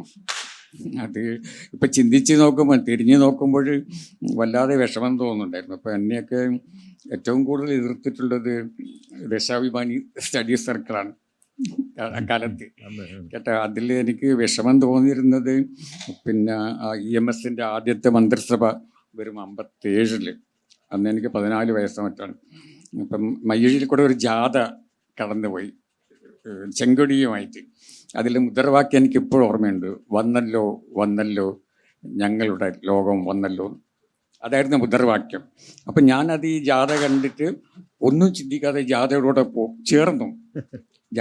ചേർന്നിട്ട് അവരുടെ കൂടെ ഞാനും മുദ്രാവാക്യം വിളിച്ചു, വന്നല്ലോ വന്നല്ലോ ഞങ്ങളുടെ ലോകം വന്നല്ലോ. അപ്പം അങ്ങനെ 14 വയസ്സിൽ മുദ്രാവാക്യം വിളിച്ച് എന്നെയാണ് അവർ വിമർശിക്കുന്നത്. ആ ഒരു ചിന്ത എന്നെ ഭയങ്കരമായിട്ട് അലട്ടുകയും സങ്കടപ്പെടുത്തിയിരുന്നു. പിന്നീട് അത് എനിക്ക് തോന്നിയപ്പം അതിനെക്കുറിച്ച് അധികം വറി ചെയ്യേണ്ട. കാരണം ഒരുപാട് വായനക്കാരാണ്. ഒരു ഭാഗത്തുനിന്ന് വിമർശനമുണ്ടാകും, മറുഭാഗത്ത് വായനക്കാരുടെ ഒരു മഹാപ്രളയമാണ്. അപ്പം ഞാൻ വിചാരിച്ച് അവരുണ്ടല്ലോ, വായനക്കാർ കൂടെ ഉണ്ടല്ലോ. അപ്പം എഴുത്തുകാരന് ആവശ്യം അതാണ്, വായനക്കാരനാണ്. വായനക്കാരില്ലെങ്കിൽ പിന്നെ നല്ല വായനക്കാർ. നമ്മുടെ ആ പഴയ വായനക്കാർ ഇപ്പോഴത്തെ വായനക്കാരുള്ള വ്യത്യാസം അതാണ്. നമ്മൾ പറയുന്ന വിപണിയുടെ ഉൽപ്പന്നം ആയിട്ടുള്ള ആ പുസ്തകങ്ങൾ വായിക്കുന്ന വായനക്കാരെല്ലാം ഇപ്പം മാധവൻ്റെയോ ആനന്ദിൻ്റെയോ വിജയൻ്റെയോ ഒക്കെ പുസ്തകം വായിച്ചവരെയും അവർ പ്രബുദ്ധരായിട്ടുള്ള വായനക്കാരാണ്. അപ്പം അങ്ങനെയുള്ള വായനക്കാർ ഒരു 100 പേര് മതി. മറ്റ് മറുഭാഗത്ത് ഒരു 1,00,000 വായനക്കാരുണ്ടെങ്കിൽ അത് നമുക്ക് ആവശ്യമില്ല കേട്ടോ. അപ്പം ഇങ്ങനെ എനിക്ക് ഈ ലോകം, എഴുത്ത്, വായന, ഇതൊക്കെ വിമർശനം, അതൊക്കെ ഒരു കാലത്ത് ഭയങ്കര സങ്കീർണമായി തോന്നിയിരുന്നു. ഇപ്പോൾ ഒന്നുമില്ല, അങ്ങനെ ഒരു സങ്കീർണത എനിക്ക് തോന്നുന്നില്ല. സത്യസന്ധമായിട്ട് എഴുതുക, നിലനിൽക്കുന്നുണ്ടെങ്കിൽ നിലനിൽക്കട്ടെ, അല്ലെങ്കിൽ പോകട്ടെ എന്നുള്ള ഒരു വളരെ ഞാൻ സിംപ്ലിഫൈ ചെയ്തു കേട്ടോ. അതാണിപ്പം. വേറെ വശങ്ങളുണ്ട്. മാധവേട്ടനെ സംബന്ധിച്ചിടത്തോളം രാഷ്ട്രീയം എന്ന് പറയുന്നത് അങ്ങനെ അകറ്റി നിർത്തുന്നില്ല. മാധവേട്ടൻ എന്ന എഴുത്തുകാരനെ അല്ലെങ്കിൽ ചെറുതാകത്തിനെ അടയാളപ്പെടുത്തുന്ന എല്ലാ കഥകളും രാഷ്ട്രീയത്തിൻ്റെ കഥകളാണ്. ബാബറി മസ്ജിദിനെ കുറിച്ചായാലും സിഖ് കലാപത്തെക്കുറിച്ചായാലും കഥകൾ എഴുതുകയും ഒരുപക്ഷെ അത് എത്രമാത്രം സംഘർഷഭരിതവും എത്രമാത്രം രാഷ്ട്രീയവും ക്രൂരവുമായിരുന്നു എന്ന് മലയാളി മനസ്സിലാക്കിയത് തിരുത്തിലൂടെയും വൻമരങ്ങൾ വീഴുന്നതിലൂടെയൊക്കെയാണ്. എങ്ങനെയാണ് അത്തരം കഥകളിലേക്ക് പോയത്? അത് ഒരു പ്രധാന കാരണം ഇത് രണ്ടും എനിക്ക് വ്യക്തിപരമായിട്ടുള്ള അനുഭവങ്ങളായിരുന്നു. അത് വായിച്ചറിഞ്ഞ അനുഭവങ്ങൾ. ഇപ്പോൾ സിഖ് കലാപം നടക്കുമ്പോൾ മറ്റേ കലാപത്തിൻ്റെ ഏതാണ്ട് ഒത്ത നടുവിൽ കഴ്സൺ റോഡിലായിരുന്നു താമസിച്ചിരുന്നത്. ഇത് എൻ്റെ മുമ്പിൽ ടാക്സികളൊക്കെ കത്തിക്കുന്നതാണ്. പിന്നെ അന്നുണ്ടായ വലിയൊരു അനുഭവം അത് ഈ കഥയിൽ വരുന്നുണ്ട് മറ്റൊരു രൂപത്തിൽ. രാത്രി പുറത്തേക്ക് ഇറങ്ങണമെങ്കിൽ കർഫ്യൂ പാസ് എടുക്കണം. അപ്പോൾ പോലീസ് സ്റ്റേഷനിൽ പോയി കർഫ്യൂ പാസ് എടുത്ത് എൻ്റെ ഒരു സഹപ്രവർത്തകയുടെ സഹപ്രവർത്തക സിഖുകാരിയാണ്. അമേരിക്കയിൽ നിന്ന് വരുന്നുണ്ടായിരുന്നു. വിമാനത്താവളത്തിൽ നമ്മുടെ ഒറ്റ കാറ് മാത്രമേ ഉള്ളൂ ആ ഹോൾ റോഡിൽ. ചക്രവാളത്തിൽ മുഴുവൻ കത്തുന്നതും വെടിപൊട്ടുന്നതൊക്കെ ശബ്ദം കേൾക്കാം. അവിടെ ചെന്ന് ഈ കുട്ടിയെ റിസീവ് ചെയ്യാൻ ചെന്നപ്പോൾ കുറേ നേരത്തേക്ക് ഈ കുട്ടിയെ കാണുന്നില്ല.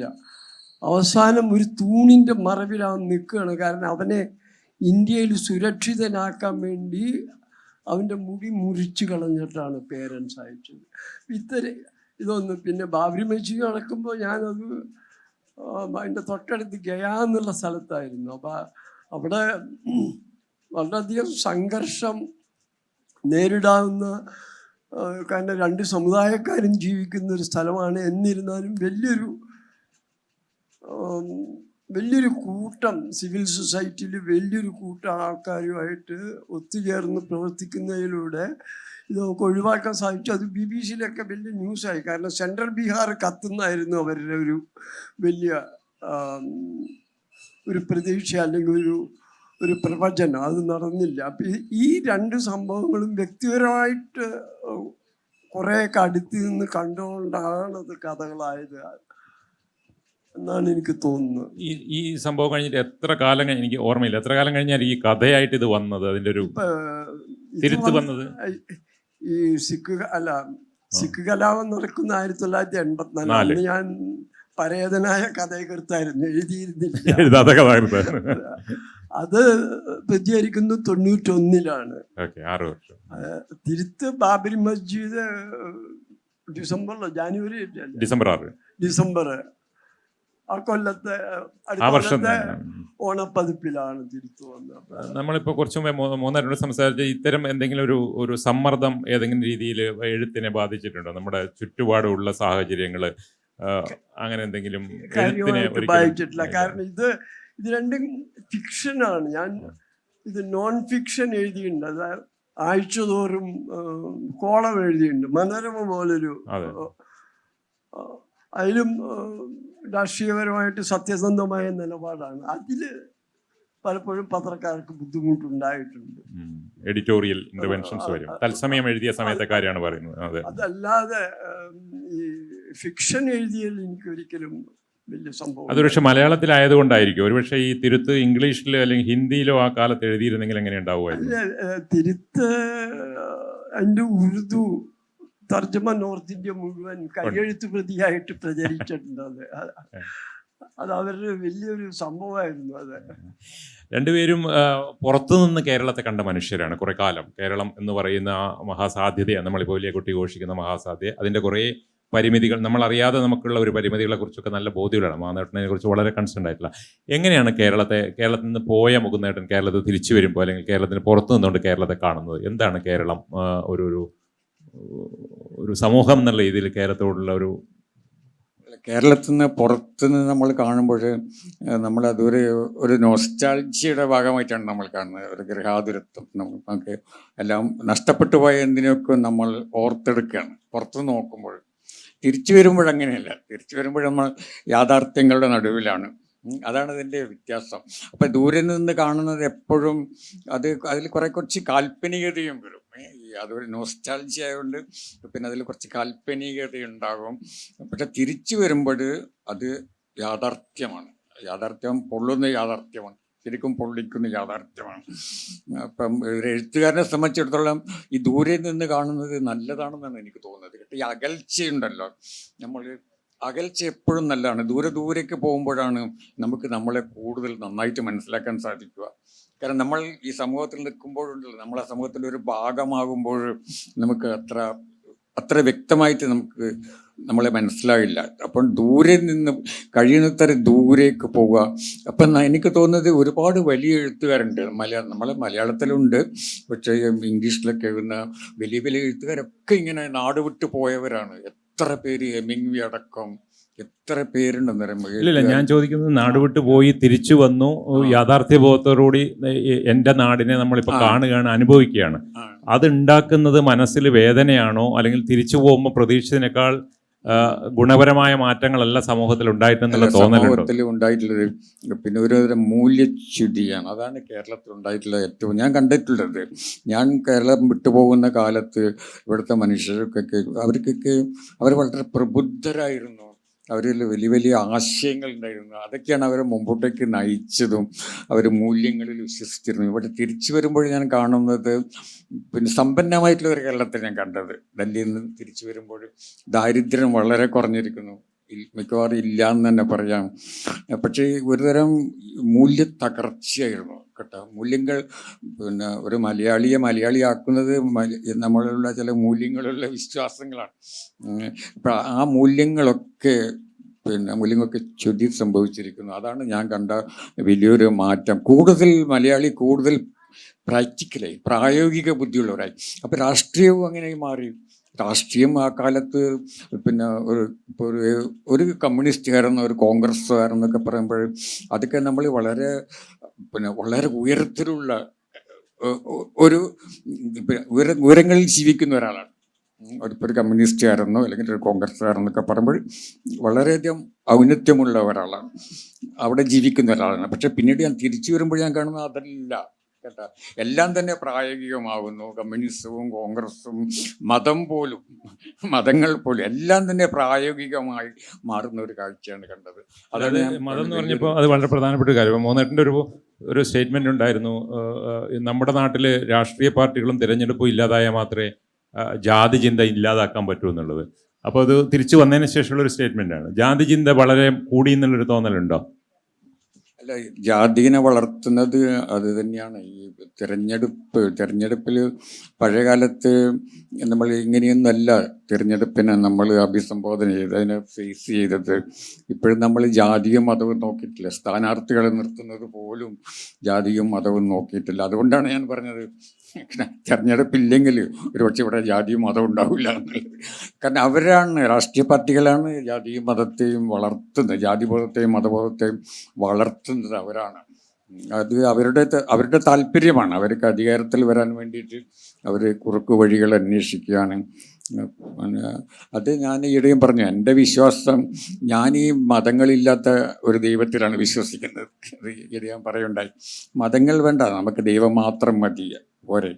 അതുപോലെ തന്നെ നമുക്ക് രാഷ്ട്രീയ പാർട്ടികൾ വേണ്ട, രാഷ്ട്രീയം മാത്രം മതി, പോരെ. അങ്ങനെയുള്ള ഒരു ലോകമാണ് ഞാനിപ്പോൾ സ്വപ്നം കാണുന്നത്. അത് നടക്കില്ല എന്ന് എനിക്കറിയാം. ഏതായാലും മാധവേട്ടനെ സംബന്ധിച്ചിടത്തോളം കേരള രാഷ്ട്രീയത്തെയും കേരള സമൂഹത്തെയും വളരെ സൂക്ഷ്മമായിട്ട്, ഒരു എഴുത്തുകാരൻ എന്നുള്ളതിലുപരിയായിട്ട് വളരെ അതിസൂക്ഷ്മമായിട്ട് വിലയിരുത്തുന്ന ഒരാളാണ്. എനിക്കറിയില്ല, അത് കേരളത്തിന് വെളിയിലുണ്ടായിരുന്നപ്പോഴേ അങ്ങനെ ഉണ്ടായിരുന്നു എനിക്കറിയില്ല. അന്ന് ലേഖനങ്ങളും ട്വിറ്ററൊന്നും ഇല്ലാത്തതുകൊണ്ട് നമുക്കറിയില്ല. എങ്ങനെയാണ് അതിനെ കണ്ടിരുന്നത് കേരളം വിട്ടുപോയപ്പോൾ? ഇപ്പോൾ ബീഹാർ പോലത്തെ ഒരു സ്ഥലത്തിരുന്നിട്ട് കേരളത്തെ നോക്കി കണ്ടിട്ടുണ്ടാവാം. എങ്ങനെയാണ് അത് കാണുന്നത്? ഇപ്പോഴെന്താണ് അവസ്ഥ, തിരിച്ചു വന്നപ്പോൾ ഉള്ളൊരു അവസ്ഥ? ബീഹാറിൽ നിന്ന് തിരിച്ചു വന്നപ്പോൾ ആദ്യമായിട്ട് ഭൗതികമായ കാര്യങ്ങൾ, ഇന്ത്യയിലെ ഏറ്റവും ദാരിദ്ര്യവും ഒട്ടും പശ്ചാത്തല സൗകര്യവും ഒന്നുമില്ലാത്ത ഒരു സ്ഥലമാണ് ബീഹാർ. അതുമായിട്ട് തുലനം ചെയ്യുമ്പോൾ കേരളം സ്വർഗമാണ്.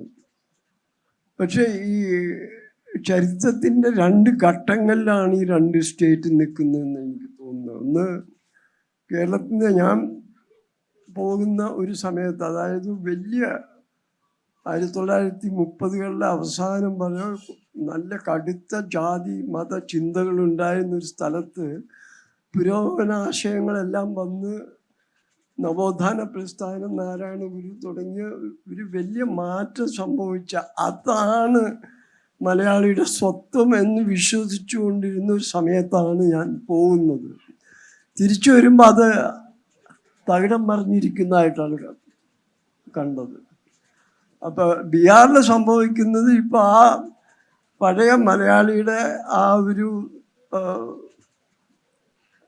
30കളിൽ ഉണ്ടായ മാറ്റത്തിൻ്റെ ചില ലാഞ്ചനകൾ അവിടെ തുടങ്ങുന്നു. അപ്പോൾ ഒരു ഭൗതിക കാര്യങ്ങളിലും ഈ ചിന്താപരമായിട്ട് ഒരു 10-40 വർഷത്തെ വ്യത്യാസം ഈ 2 സംസ്ഥാനങ്ങൾ. ഇതെങ്ങനെയായിരിക്കും സംഭവിച്ചത്? ഇതിൻ്റെ ഒരു കാരണം കാണുമല്ലോ, അതൊരു അന്വേഷണം. കേരളം എന്തുകൊണ്ടാണ് ആ രീതിയിൽ അങ്ങോട്ട് തിരിച്ചു പോയത് എന്നുള്ളൊരു ആലോചന.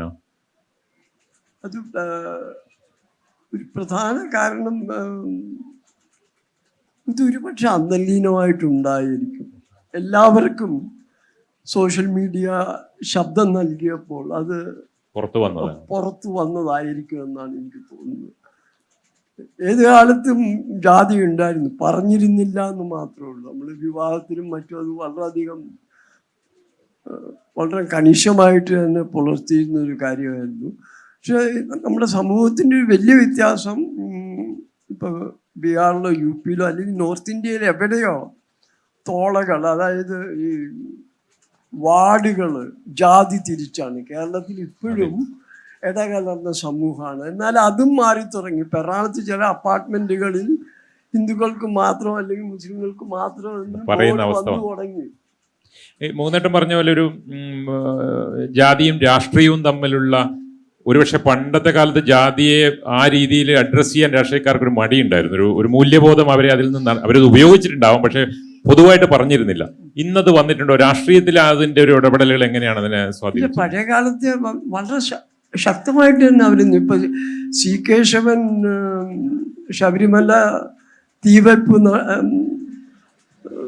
തീപിടുത്തം നടന്നപ്പോ ഒരു അമ്പലം പോയ അത്രയും അന്ധവിശ്വാസം എന്ന് പറഞ്ഞ നാടാണിത്, എന്ന് പറഞ്ഞ നാടാണ്. അവിടുന്നാണ് ശബരിമല പ്രശ്നം തെരുവിലിറങ്ങി എന്ന നാമജപ യാത്രയൊക്കെ നടക്കുന്നത്. അപ്പൊ തീർച്ചയായിട്ടും ഈ പുരോഗമന ആശയങ്ങൾ ഇന്നത്തെ ഭാഷയെ പറഞ്ഞ കൂളല്ല എന്നൊരു വിചാരം മലയാളിക്കാർ ഈ സമൂഹ മാധ്യമങ്ങളോ അതിൻ്റെ വളരെ ഡീറ്റെയിൽഡായിട്ട് അനലൈസ് ചെയ്യേണ്ട കാര്യമാണ്. അതുകൊണ്ട് വന്നിട്ടുണ്ട്. അത് കാരണം അതാണ് ഇപ്പോൾ നമ്മൾ കണ്ടുകൊണ്ടിരിക്കുന്നത് എന്നാണ്. തീർച്ചയായിട്ടും മലയാളിയുടെ ഒരു സാമൂഹിക ചലനത്തിൽ, സാമൂഹിക മുന്നേറ്റങ്ങളിലൊക്കെ ഒരു ഇടതുപക്ഷ സ്വാധീനം വളരെ പ്രധാനമാണ്. ഇപ്പം മൂന്നെണ്ണം പറഞ്ഞ പോലെ 57 ഒരു ജാഥ നടക്കുമ്പോൾ അതിനകത്ത് കടന്നു പോകണം, എന്താണെന്ന് അറിയാതെ അതിൻ്റെ കൂടെ പോകണം എന്ന് പറയുന്ന തോന്നിയ ഒരു തലമുറ ഉണ്ടായിരുന്നു.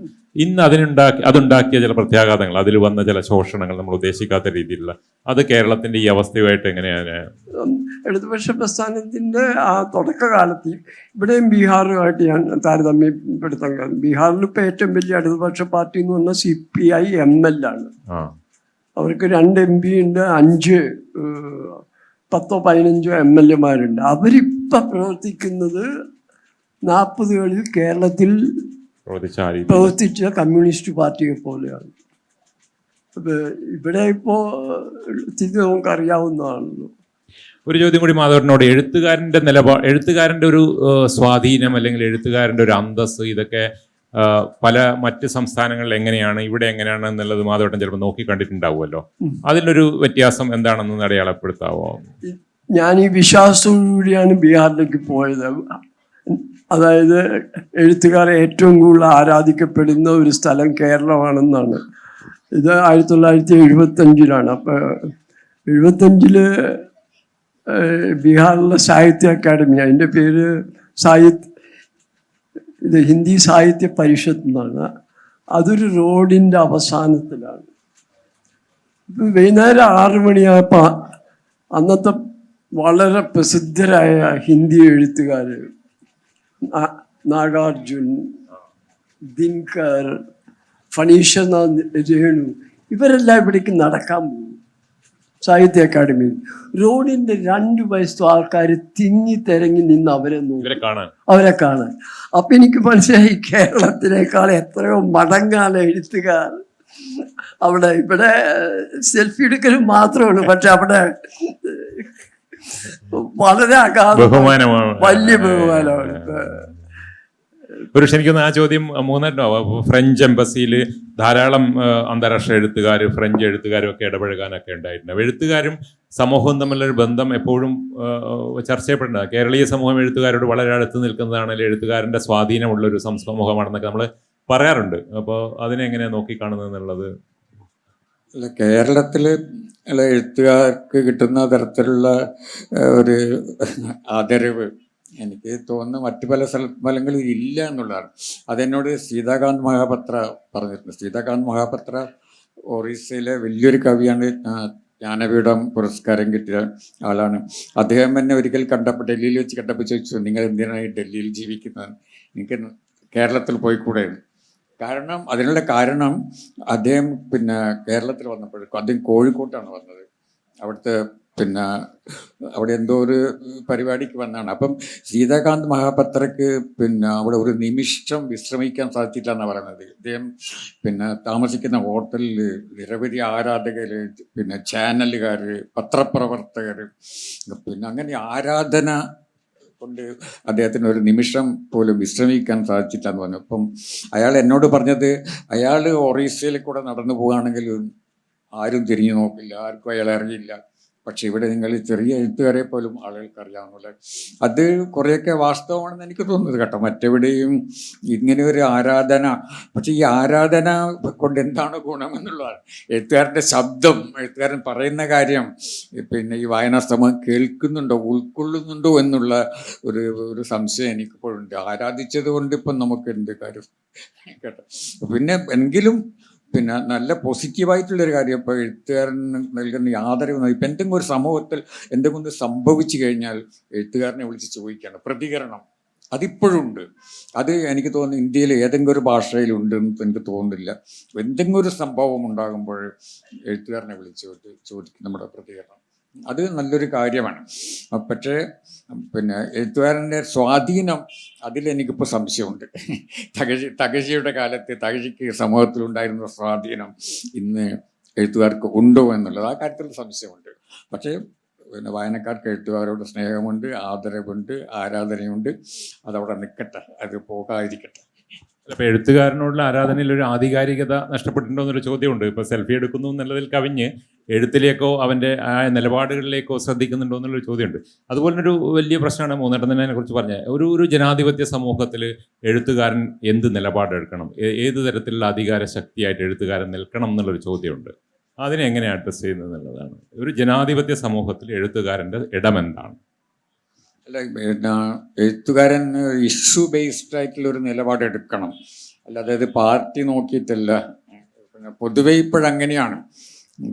പാർട്ടി ഒരു തീരുമാനം എടുത്തു കഴിഞ്ഞാൽ ആ പാർട്ടിയുടെ സഹയാത്രികയായിട്ടുള്ള എല്ലാ എഴുത്തുകാരും ആ ഒരു തീരുമാനത്തെ അനുസരിക്കുന്നതാണ്. പക്ഷെ അങ്ങനെയല്ലാതെ നമുക്ക് നമ്മുടേതായിട്ടുള്ള ഒരു അഭിപ്രായം ഉണ്ടാകണം.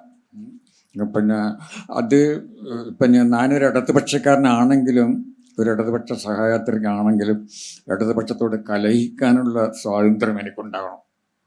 അത് നമ്മൾ അവരുടെ കൂടെ നടക്കുന്നത് നമ്മളൊരു തിരുത്തൽ ശക്തിയായിട്ട് പ്രവർത്തിക്കാൻ വേണ്ടിയാണ്. ഇപ്പം ഞാൻ പറയുന്നു, ഞാൻ സർക്കാരിൻ്റെ ഭാഗത്താണ്, ഞാൻ സർക്കാരിൻ്റെ പക്ഷത്താണ്. അപ്പം ഞാനങ്ങനെ പറയുമ്പോൾ ഞാൻ സർക്കാരിൻ്റെ അടിമയാണെന്നല്ല അതിൻ്റെ അർത്ഥം. അതിൻ്റെ അർത്ഥം ഞാൻ സർക്കാരിൻ്റെ കൂടെയുണ്ട്, പക്ഷെ സർക്കാരിന് ഇടർച്ച പറ്റുമ്പോൾ കേട്ടോ, വഴിതെറ്റുമ്പോൾ ഞാനത് ചൂണ്ടിക്കാണിക്കും. അതാണ് ഞാൻ ഇന്നല്ല പണ്ടും അത് ചെയ്തിട്ടുണ്ട്. അത് വളരെ കേശവൻ്റെ വിലാപങ്ങൾ തന്നെ നോവൽ അതാണല്ലോ പറയുന്നത്. അപ്പം ഇതാണ് ശരിയായ ഒരു രീതി. എഴുത്തുകാരന് ഏത് പാർട്ടിയുടെ കൂടെ നടക്കാം, സർക്കാരിൻ്റെ കൂടെ നടക്കാം, പ്രതിപക്ഷത്തിൻ്റെ കൂടെ നടക്കാം. പക്ഷേ അവർക്ക് ഇടർച്ച പറ്റുമ്പോൾ, അവർക്ക് വഴിതെറ്റുമ്പോൾ എഴുത്തുകാരൻ ചൂണ്ടിക്കാണിക്കണത് അതിനുള്ള തൻ്റെ ഇടവും എഴുത്തുകാരനുണ്ടാകണം. ഇതാണ് എൻ്റെ നിലപാട്. മാധവേട്ടൻ അതേ ചോദ്യത്തെ എഴുത്തുകാരൻ നമ്മുടെ പോലത്തെ ഒരു കേരളം പോലത്തെ ഒരു ജനാധിപത്യ സമൂഹത്തിൽ എഴുത്തുകാരൻ എവിടെ നിൽക്കണം എന്നുള്ളൊരു ചോദ്യമുണ്ട്. ശ്രീ മൂന്നും പറഞ്ഞു തന്നെയാണ് അതിൻ്റെ കേരളം പോലൊരു സമൂഹത്തിൽ മാത്രമേ ഒരു പക്ഷേ ഇന്ത്യയിൽ എഴുത്തുകാരൻ ഇങ്ങനെ നിൽക്കാൻ സാധിക്കുള്ളൂ, സ്വന്തം നിലപാടെടുത്തുകൊണ്ട്. ഇന്ന് ഹിന്ദിയിൽ അത് സാധ്യമാണെന്ന് എനിക്ക് തോന്നുന്നില്ല. ഇപ്പോൾ ഡൽഹിയിൽ തന്നെ യമുനയുടെ അക്കരെയുള്ള ഒരു അപ്പാർട്ട്മെൻറ്റിലായിരുന്നു ഞാൻ താമസിച്ചിരുന്നത്. അപ്പോൾ ഇവിടെ എൻ്റെ വീടിൻ്റെ അടുത്തായിരുന്നു യോഗേന്ദ്ര യാദവ്. അദ്ദേഹം എന്തോ പറഞ്ഞു എന്നുള്ള ആൾക്കൂട്ടം വന്ന് മുഴുവൻ ആക്രമിക്കുകയാണ്. അപ്പം കേരളത്തിലെ എഴുത്തുകാരന് നിലപാട് എടുക്കാൻ സാധിച്ചില്ലെങ്കിൽ അത് വലിയ സങ്കടകരമായിരിക്കുന്നു എനിക്ക് തോന്നുന്നു. അത് അർത്ഥശൂന്യമാണ്. കാരണം ഇത് വളരെ കുറച്ച് കേരളം, തമിഴ്നാട് അങ്ങനെ വളരെ കുറച്ച് ഇടങ്ങളിൽ ഈ പൊതുജനങ്ങളിലാക്കണം. പൊതുജനം എന്ന് പറഞ്ഞാൽ സോക്കോൾഡ് പൊതുജനം, ആൾക്കൂട്ടത്തിൻ്റെ ആക്രമണം വിധേയമാകാതെ സ്വന്തം അഭിപ്രായം പറയാവുന്ന സ്ഥലം അത് പറയണമെന്ന് തന്നെയാണ് എനിക്ക് തോന്നുന്നത്. അത് നഷ്ടപ്പെടുമെന്നുള്ളൊരു ഭയം ഉണ്ടോ? ഇപ്പോഴില്ല. കാരണം അത് അത്ര ആയിട്ടില്ല, അത്ര ആവുന്നും തോന്നുന്നില്ല. എവിടെയോ നമ്മുടെ ജീനുകളിൽ ഒരു സടകുടഞ്ഞ് എഴുന്നേക്കുന്ന ഒരു സ്വഭാവം ഉണ്ട്. അപ്പോൾ ആ ശുഭാപ്തി വിശ്വാസം എനിക്കുണ്ട്. മാധവന് മാത്രം ഒരു ചോദ്യം. ഈ കാസ്റ്റ് വലിയ പ്രശ്നമാണ്. ഇപ്പോൾ കാസ്റ്റ് ഇപ്പോൾ ആദ്യമായിട്ട് ഒരുപക്ഷെ 1931 ശേഷം സെൻസസിൽ കാസ്റ്റ് വരികയാണ്. എന്തായിരിക്കും അതിൻ്റെ ഒരു കോൺസിക്വൻസസ് എന്ന് പറയുന്നത്? ഇപ്പോൾ നോർത്ത് ഇന്ത്യൻ കാസ്റ്റ് സംവിധാനത്തെക്കുറിച്ച് ധാരണയുള്ള ഒരാളെന്നുള്ള രീതിയിലാണ് ഞാൻ അതിനെ. 1931 ജനസംഖ്യ സെൻസസ് ആണ് ഈ ഷെഡ്യൂൾ കാസ്റ്റ് റിസർവേഷനൊക്കെ നമ്മൾ ഉപയോഗിച്ചതല്ലേ, ആദ്യമായിട്ട് അത് ഉപയോഗിച്ചതിൻ്റെ ഒരു വലിയ ഗുണഭോക്താവ് ഹിന്ദു സമൂഹമായിരുന്നു. അതിനു മുമ്പ് ഷെഡ്യൂൾ കാസ്റ്റ് സമൂഹത്തെ അല്ലെങ്കിൽ അതിലെ പല കാസ്റ്റുകളെ ഹിന്ദുമതത്തിൻ്റെ ഭാഗമായിട്ട് കണ്ടിരുന്നില്ല. അനിമിസ്റ്റുകൾ എന്നൊക്കെയാണ് വിളിക്കുന്നത്. ഈ സെൻസസ്, അത് അംബേദ്കർ അതിനെക്കുറിച്ച് വളരെയധികം എഴുതുന്നുണ്ട്. ഈ സെൻസസ് ഇന്ത്യക്ക് ചെയ്ത ദോഷം എന്താണെന്ന്. പക്ഷെ അതൊരു യാഥാർത്ഥ്യമായതുകൊണ്ട് അത് കാരണം സെൻസസ് എന്ന് പറഞ്ഞാൽ സാമൂഹിക യാഥാർത്ഥ്യങ്ങളെ എല്ലാം ക്യാപ്ചർ ചെയ്യുക എന്നുള്ളതാണ്. അതുകൊണ്ട് അത് ക്യാപ്ചർ ചെയ്യണമെന്ന് തന്നെയാണ്. അത് നയപരമായ കാര്യം. ഇപ്പം നമുക്കറിയില്ല എന്താണ് റിസൾട്ട് വരാൻ പോകുന്നത്, എന്താണ് സിറ്റുവേഷൻ നമുക്കറിയില്ല. അപ്പം അത് ഈ ഡിസ്ട്രിബ്യൂഷൻ ഓഫ് ഫണ്ട്സ് ഇതിനെല്ലാം ബാധിക്കുന്നതാണ്. വളരെ ആവശ്യമാണെന്നാണ് എനിക്ക് തോന്നുന്നത്. എനിക്ക് തോന്നുന്നു ഇനി ഓഡിയൻസിലേക്ക് വിട്ടുവിടാൻ ഒരുപാട് ചോദ്യങ്ങളുണ്ട്. പക്ഷെ എന്നാലും നിങ്ങൾക്ക് എന്തെങ്കിലും ചോദിക്കാം, ഒരു 10 മിനിറ്റ് അവർക്ക് കൊടുക്കാമെന്ന് വിചാരിക്കും. ചോദ്യങ്ങൾ ചുരുക്കി ചോദിക്കാൻ ശ്രമിക്കണം, നമ്മുടെ സമയത്തിൻ്റെ പ്രശ്നമൊക്കെ ഉണ്ട്. ഞാൻ ചോദിച്ചത് എന്താ വെച്ചാൽ ഈ കളറുകൾ ഇപ്പോൾ നമ്മുടെ പിന്നെ മുഖ്യമന്ത്രിയുടേതായിട്ടുള്ള പിരിഞ്ഞുപോയ അവരെ എന്താണ് ഈ ഇതിൽ കളറിന് എന്താണ് സാറിന് പറയാനുള്ളത്? കറുത്ത വർഗ്ഗങ്ങളും അതായത് വെളുത്ത ആളും വെളുത്ത എന്താണ് സാറിൻ്റെ അഭിപ്രായം എന്താ? ഞാൻ ചോദിക്കുന്നത് കറുപ്പും വെളുപ്പിനെ കുറിച്ചാണ്. അത് ഇപ്പോഴും വെളുപ്പാണല്ലോ നമുക്ക് സൗന്ദര്യം. അത് ഒരു കൊളോണിയൽ അനുഭവമാണ്. ആ ഒരു ലെഗസിയാണ് അത്, പഴയ കാലത്തിൻ്റെ വെളുപ്പ് എന്നുള്ളത്. അപ്പം എനിക്ക് തന്നെ അനുഭവമുണ്ട്. എൻ്റെ എല്ലാം കുട്ടിക്കാലത്ത് അമ്മ പറയുമായിരുന്നു, എടാ നീ നല്ലോണം പഠിച്ച് നല്ല ഉദ്യോഗമൊക്കെ ഉണ്ടാക്കി ഉദ്യോഗസ്ഥനൊക്കെ ആവണം, എനിക്കതൊരു വെളുത്ത പെണ്ണിനെ കണ്ടുപിടിക്കാം. എന്തുകൊണ്ട് കറുത്ത പെണ്ണിനെ കണ്ടുപിടിക്കാന്ന് പറഞ്ഞില്ല? അതൊരു പൊതുബോധത്തിലുള്ളതാണ്. നമ്മുടെ വെളുപ്പാണ് സൗന്ദര്യമുള്ളത്. നീ നല്ലോണം പഠിക്കുക, നല്ല ഉദ്യോഗം ഉണ്ടാക്കുക, എനിക്ക് ഞാൻ നല്ലൊരു വെളുത്ത പെണ്ണിനെ. അത് വളരെ നിഷ്കളങ്കമായിട്ടാണ് പറയുന്നത് കേട്ടോ. അപ്പം അത് നമ്മുടെ ഈ അവബോധത്തിലുണ്ട്. അതിനെതിരായിട്ട് നമ്മൾ കലയിക്കണം. അതിന് ഞാൻ ചെറിയൊരു നോവലിറ്റ് എഴുതിയിരുന്നു, കറുപ്പ് എന്ന് പറഞ്ഞത്. അതെങ്ങനെ ഉണ്ടായതാണ്. ഓക്കെ, അടുത്ത ചോദ്യം. ഏറ്റവും കൂടുതൽ വായിക്കുകയും വളരെ കുറച്ച് മാത്രം വളരെ കുറച്ച് മാത്രം എഴുതുകയും ചെയ്തതാണ് എൻ ഇ സുധീർ. ഇപ്പം നമ്മൾ ഇന്ന് ഈ ചർച്ച ചെയ്യുന്ന എഴുത്തും നിലപാടെന്നുള്ള വിഷയത്തെക്കുറിച്ച് താങ്കൾ പിന്നെ ഏപ്രിൽ 13 ദേശാഭിമാനിയുടെ ഒരു ലേഖനം എഴുതിയിരുന്നു. അതിൽ ഇവരൊക്കെ പേരുകൾ പ്രതിപാദിച്ചിട്ടുണ്ട്. പ്രത്യേകിച്ച് ഈ കാലഘട്ടത്തിൽ ഇപ്പോൾ ഇന്ന് നിങ്ങൾ ചർച്ച ചെയ്ത സോഷ്യൽ മീഡിയ അടക്കമുള്ള എല്ലാ വിഷയങ്ങളും ചർച്ച ചെയ്തിട്ടുണ്ട്. താങ്കൾക്ക് ഏതെങ്കിലും എഴുത്തുകാരുടെ ഫീഡ്ബാക്ക് അതിനെ സംബന്ധിച്ചുണ്ടായിട്ടുണ്ടോ? എന്നോട് ഞാൻ അറിയുന്ന ചില എഴുത്തുകാരൊക്കെ അത് അത്രക്ക് എഴുതേണ്ടിയിരുന്നില്ല എന്ന് പറഞ്ഞവരുണ്ട്. പിന്നെ താങ്കൾ തന്നെ താങ്കളുടെ നിലപാട് വെച്ചിട്ടുണ്ട്. താങ്കളുടെ ആഗ്രഹമാണ് വായനക്കാരെന്നുള്ളതിൽ താങ്കൾക്ക് തൃപ്തിപ്പെടാത്തത് കൊണ്ടാണ് ചില എഴുത്തുകൾ. പിന്നെ മലയാളമല്ലാത്ത എഴുത്തുകളെ അല്ലെങ്കിൽ വിദേശ എഴുത്തുകളെ കൂടുതൽ പിന്നെ താങ്കൾ നന്നാക്കി പറഞ്ഞിട്ടുണ്ട്. അപ്പോൾ താങ്കളോടുള്ള ആദ്യത്തെ ചോദ്യം അതാണ്.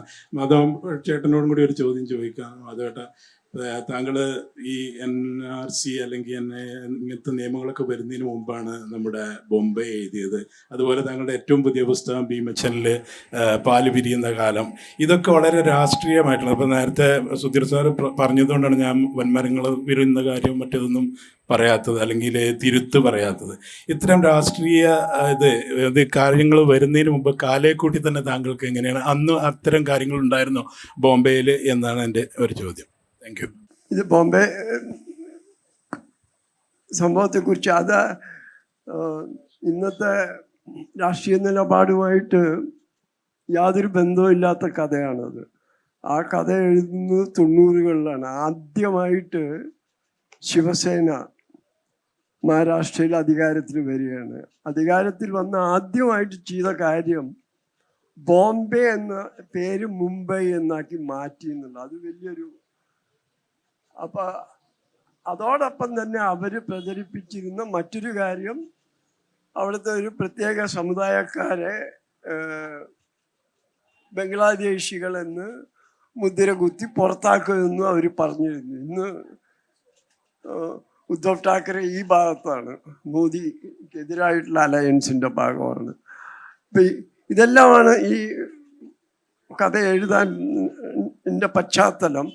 അത് ഇന്നത്തെ രീതിയിൽ ഈ സിറ്റിസൺസ് അമെൻമെൻറ്റ് ആക്ട് തുടങ്ങിയതിൻ്റെ രീതിയിൽ പുനർവായിക്കപ്പെടുന്നത് ഒരു യാദൃച്ഛികമായിട്ടുള്ള ഒരു സംഭവമാണെന്നാണ് എനിക്ക് തോന്നുന്നത്.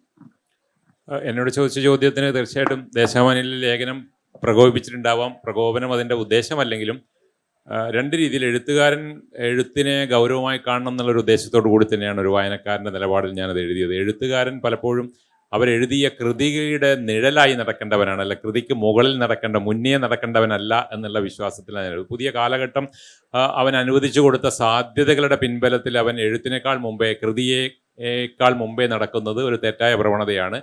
വായനക്കാരൻ ദുർബലനാണ് എന്നുള്ളൊരു തെറ്റിദ്ധാരണയിലാണ് അത് നടക്കുന്നത്. വായനക്കാരൻ ദുർബലനല്ല എന്ന് അടയാളപ്പെടുത്തുകയായിരുന്നു എൻ്റെ പ്രധാനപ്പെട്ട കാര്യം. ഇവരൊക്കെ പറഞ്ഞത് തന്നെയാണ്. വായനയുടെ ദുർബലത എന്ന് പറയുന്നത് ആൾക്കൂട്ടത്തിൻ്റെ ദുർബലതയാണ്. ഗൗരവമായി സാഹിത്യത്തെ കണക്കാക്കുന്ന, ഗൗരവമായി കൃതിയെ കണക്കാക്കുന്ന വായനക്കാരനുണ്ട്. ആ ഗൗരവമായെങ്കിലും എഴുത്തുകാരൻ അവനവൻ്റെ കൃതിക്ക് കൊടുക്കണം, അതിനും മേലെ കയറി നടക്കരുത് എന്നുള്ളൊരു സന്ദേശമാണ് ആ ലേഖനത്തിലൂടെ ഞാൻ ഉദ്ദേശിച്ചത്. എനിക്ക് തോന്നുന്നു അല്ല, ഞാൻ ചോദ്യം ആ ലേഖനത്തെ കുറിച്ചാണെന്ന് എനിക്ക് മനസ്സിലായില്ല. ഞാൻ പരസ്യമായിട്ട് ശ്രീ സുധീരനെ അഭിനന്ദിക്കുന്നു ആ ലേഖനം എഴുതിയതിന്. അങ്ങനെയും അവിടെയാണ് ഒരു ക്ലാഷ്. ഞാൻ പറഞ്ഞത് 20ാം നൂറ്റാണ്ടിലെ എഴുത്തുകാരും 21ാം നൂറ്റാണ്ടിലെ മലയാളത്തിലെ എഴുത്തുകാരും തമ്മിലുള്ള എഴുത്തിനോടുള്ള, അവനവൻ്റെ കൃതിയോടുള്ള, അവനവൻ്റെ സാഹിത്യത്തോടുള്ള നിലപാടിലുള്ള വ്യത്യാസമാണ് അറിയപ്പെടുന്നത്. ഇവർ 20ാം നൂറ്റാണ്ടിലെ എഴുത്തുകാരായതുകൊണ്ടാണ് ഞാൻ അഭിനയിക്കുന്നത്. 21ാം നൂറ്റാണ്ടിലെ എഴുത്തുകാരുടെ അനുഭവം അതല്ല എന്ന് ഞാൻ കാണുന്നുണ്ട്. നോക്കാതെ എനിക്ക് തോന്നുന്നത് അവസാനിപ്പിക്കാൻ തോന്നുന്നു. ഒരു ചോദ്യം കൂടെ പ്ലീസ്. ഞാൻ മോഹൻദൻ സാറിനോടാണ് ചോദിക്കുന്നത്. ആദ്യമായിട്ട് നോവൽ വായിക്കുന്നത് സാറിൻ്റെ മയ്യഴിപ്പുഴയാണ്. അപ്പം ആ മയ്യഴിപ്പുഴ എഴുതുന്ന കാലത്ത് തന്നെ സാറൊരു കൗമാരക്കാരനാണ്. ഞാൻ അന്ന് പോലും മനസ്സിലിട്ട വലിയൊരു സന്ദേഹമാണ്, ഒരു കൗമാരക്കാരനായ ഒരു മനുഷ്യൻ ഇത്ര വലിയൊരു പ്ലാറ്റ്ഫോമും ഇത്രയധികം കഥാപാത്രങ്ങളും ഇങ്ങനെ ഒരു കഥ എഴുതിയത് ഒരു അത്ഭുതത്തോടു കൂടി മാത്രം ഇന്നും കാണുന്ന ഒരു വ്യക്തിയാണ് ഞാൻ. ഞാൻ വന്നതിന് മൂന്നൻ സാറിനെ കാണാൻ വേണ്ടിയിട്ടാണ്. എല്ലാവരും കണ്ടതിന് സന്തോഷം. മൂന്നൻ സാറിനെ കാണാമെന്നുള്ളൊരു ആഗ്രഹമായിരുന്നു. അപ്പോൾ എന്തുകൊണ്ട് സാറിന് അങ്ങനെ അന്ന് അങ്ങനത്തെ ഒരു കഥയുടെ പശ്ചാത്തലത്തേക്ക് ഒരു കൗമാരക്കാരനെ സാർ എങ്ങനെ എത്തി എന്നുള്ളത് സാറിനൊന്ന് പറയാമോ? 25 വയസ്സിലാണ് ഞാൻ എഴുതുന്നത്. പക്ഷെ അതിന് മുമ്പ് തന്നെ ഒരുപക്ഷെ കൗമാരപ്രായത്തിൽ തന്നെ ഈ നോവലിൻ്റെ മനസ്സിലുണ്ടായിരുന്നു. അതെങ്ങനെ എഴുതണമെന്നുള്ളത് എനിക്കന്ന് അറിയില്ലായിരുന്നു. എൻ്റെ ആ പ്രായത്തിൽ എങ്ങനെയാണ് നോവൽ എഴുതേണ്ടതെന്ന് എനിക്കറിയില്ല. കഥ എങ്ങനെയാണ് എഴുതേണ്ടതെന്ന് പോലും എനിക്കറിയില്ലായിരുന്നു. പക്ഷെ പിന്നീടാണ് ഞാൻ 25-ാമത്തെ വയസ്സിലാണ് അത് എഴുതുന്നത്. അപ്പോൾ 25 വയസ്സാകുമ്പോഴേക്ക് ഈ നോവല് മുഴുവനും മനസ്സിൽ രൂപപ്പെട്ട് വന്നിരുന്നു. കഥാപാത്രങ്ങൾ, സംഭാഷണങ്ങൾ, സംഭവങ്ങളെല്ലാം തന്നെ. പിന്നെ എനിക്ക് ചെയ്യേണ്ടിയിരുന്നത് ഇതിനെയൊക്കെ ഒന്ന് ക്രമപ്പെടുത്തുക എന്നുള്ളതാണ്. അല്ല ഒരു ഓർഡറിൽ അവതരിപ്പിക്കുക, അതാണ് ഞാൻ ചെയ്തത്. പക്ഷേ എനിക്ക് തോന്നുന്നത് പിന്നെ എഴുത്തുകാർക്ക് ഈ എഴുത്തിൻ്റെ സാങ്കേതിക വിദ്യ അറിയണമെന്നൊന്നുമില്ല കേട്ടോ. അതില്ലാതെ തന്നെ അത് എഴുത്ത് എന്നുള്ളത് അങ്ങനെയാണ്, അത് നമ്മുടെ ഉള്ളിൽ നിന്ന് വരുന്ന ഒന്നാണ്. അതിന് നമ്മുടെ ഈ സർഗാത്മകത എന്നോ ക്രിയേറ്റിവിറ്റി എന്നൊക്കെ പറയും. അതുണ്ടെങ്കിൽ ഈ നോവൽ കൊണ്ട് ഒഴുകി വരും. പിന്നെ അതിന് പിന്നെ ചിലതിൻ്റെ ചില സാങ്കേതിക, ഇപ്പം നമ്മളൊരു ബിൽഡിംഗ് ഉണ്ടാക്കുമ്പോൾ നമുക്ക് ആർക്കിടെക്ചറിനെ കുറിച്ച് ഒരു പൊതുധാരണ വേണം, അല്ലെങ്കിൽ ആ ബിൽഡിങ് പൊട്ടി വീഴും. അതുപോലെ ഒരു ചെറിയൊരു ധാരണ നമുക്ക് ഉണ്ടായാൽ മതി, ബാക്കി നമ്മുടെ ഉള്ളിൽ നിന്ന് വരുന്നതാണ് കേട്ടോ. ഇപ്പം ഞാൻ എപ്പോഴും പറയാറുള്ളത് ഞാനൊരു പെൻസിലാണെന്നുള്ളത്. ദൈവത്തിൻ്റെ കയ്യിലുള്ള ഒരു പെൻസിൽ, ആ പെൻസിൽ എങ്ങനെ എഴുതിക്കൊണ്ടേയിരിക്കും. 62-ാമത്തെ വയസ്സിൽ മുകുന്ദൻ പറഞ്ഞൊരു കാര്യമുണ്ട്, എനിക്ക് വയസ്സാകണം, കാരണം എനിക്ക് മോഹങ്ങളിൽ നിന്നും അഭിനിവേശങ്ങളിൽ നിന്നും ഒക്കെ മോചനം നേടണമെന്ന്. 80 വയസ്സായി, ഇപ്പോഴും മോഹവും അഭിനിവേശമൊന്നും മാറിയിട്ടില്ല. അപ്പോൾ മാധവേട്ടനും മുകുന്ദേട്ടനും വയസ്സാവാതിരിക്കട്ടെ. അവരുടെ മനസ്സ് ഇനിയും മലയാളിയുടെ സർഗജീവിതത്തെ ഒരുപക്ഷെ 21-ാം നൂറ്റാണ്ടിലെ അടയാളപ്പെടുത്തേണ്ട എഴുത്തുകാരായി അവർ ജീവിക്കട്ടെ എന്ന് ആശംസിച്ചുകൊണ്ട് നിങ്ങൾക്ക് എല്ലാവർക്കും നന്ദി പറയും.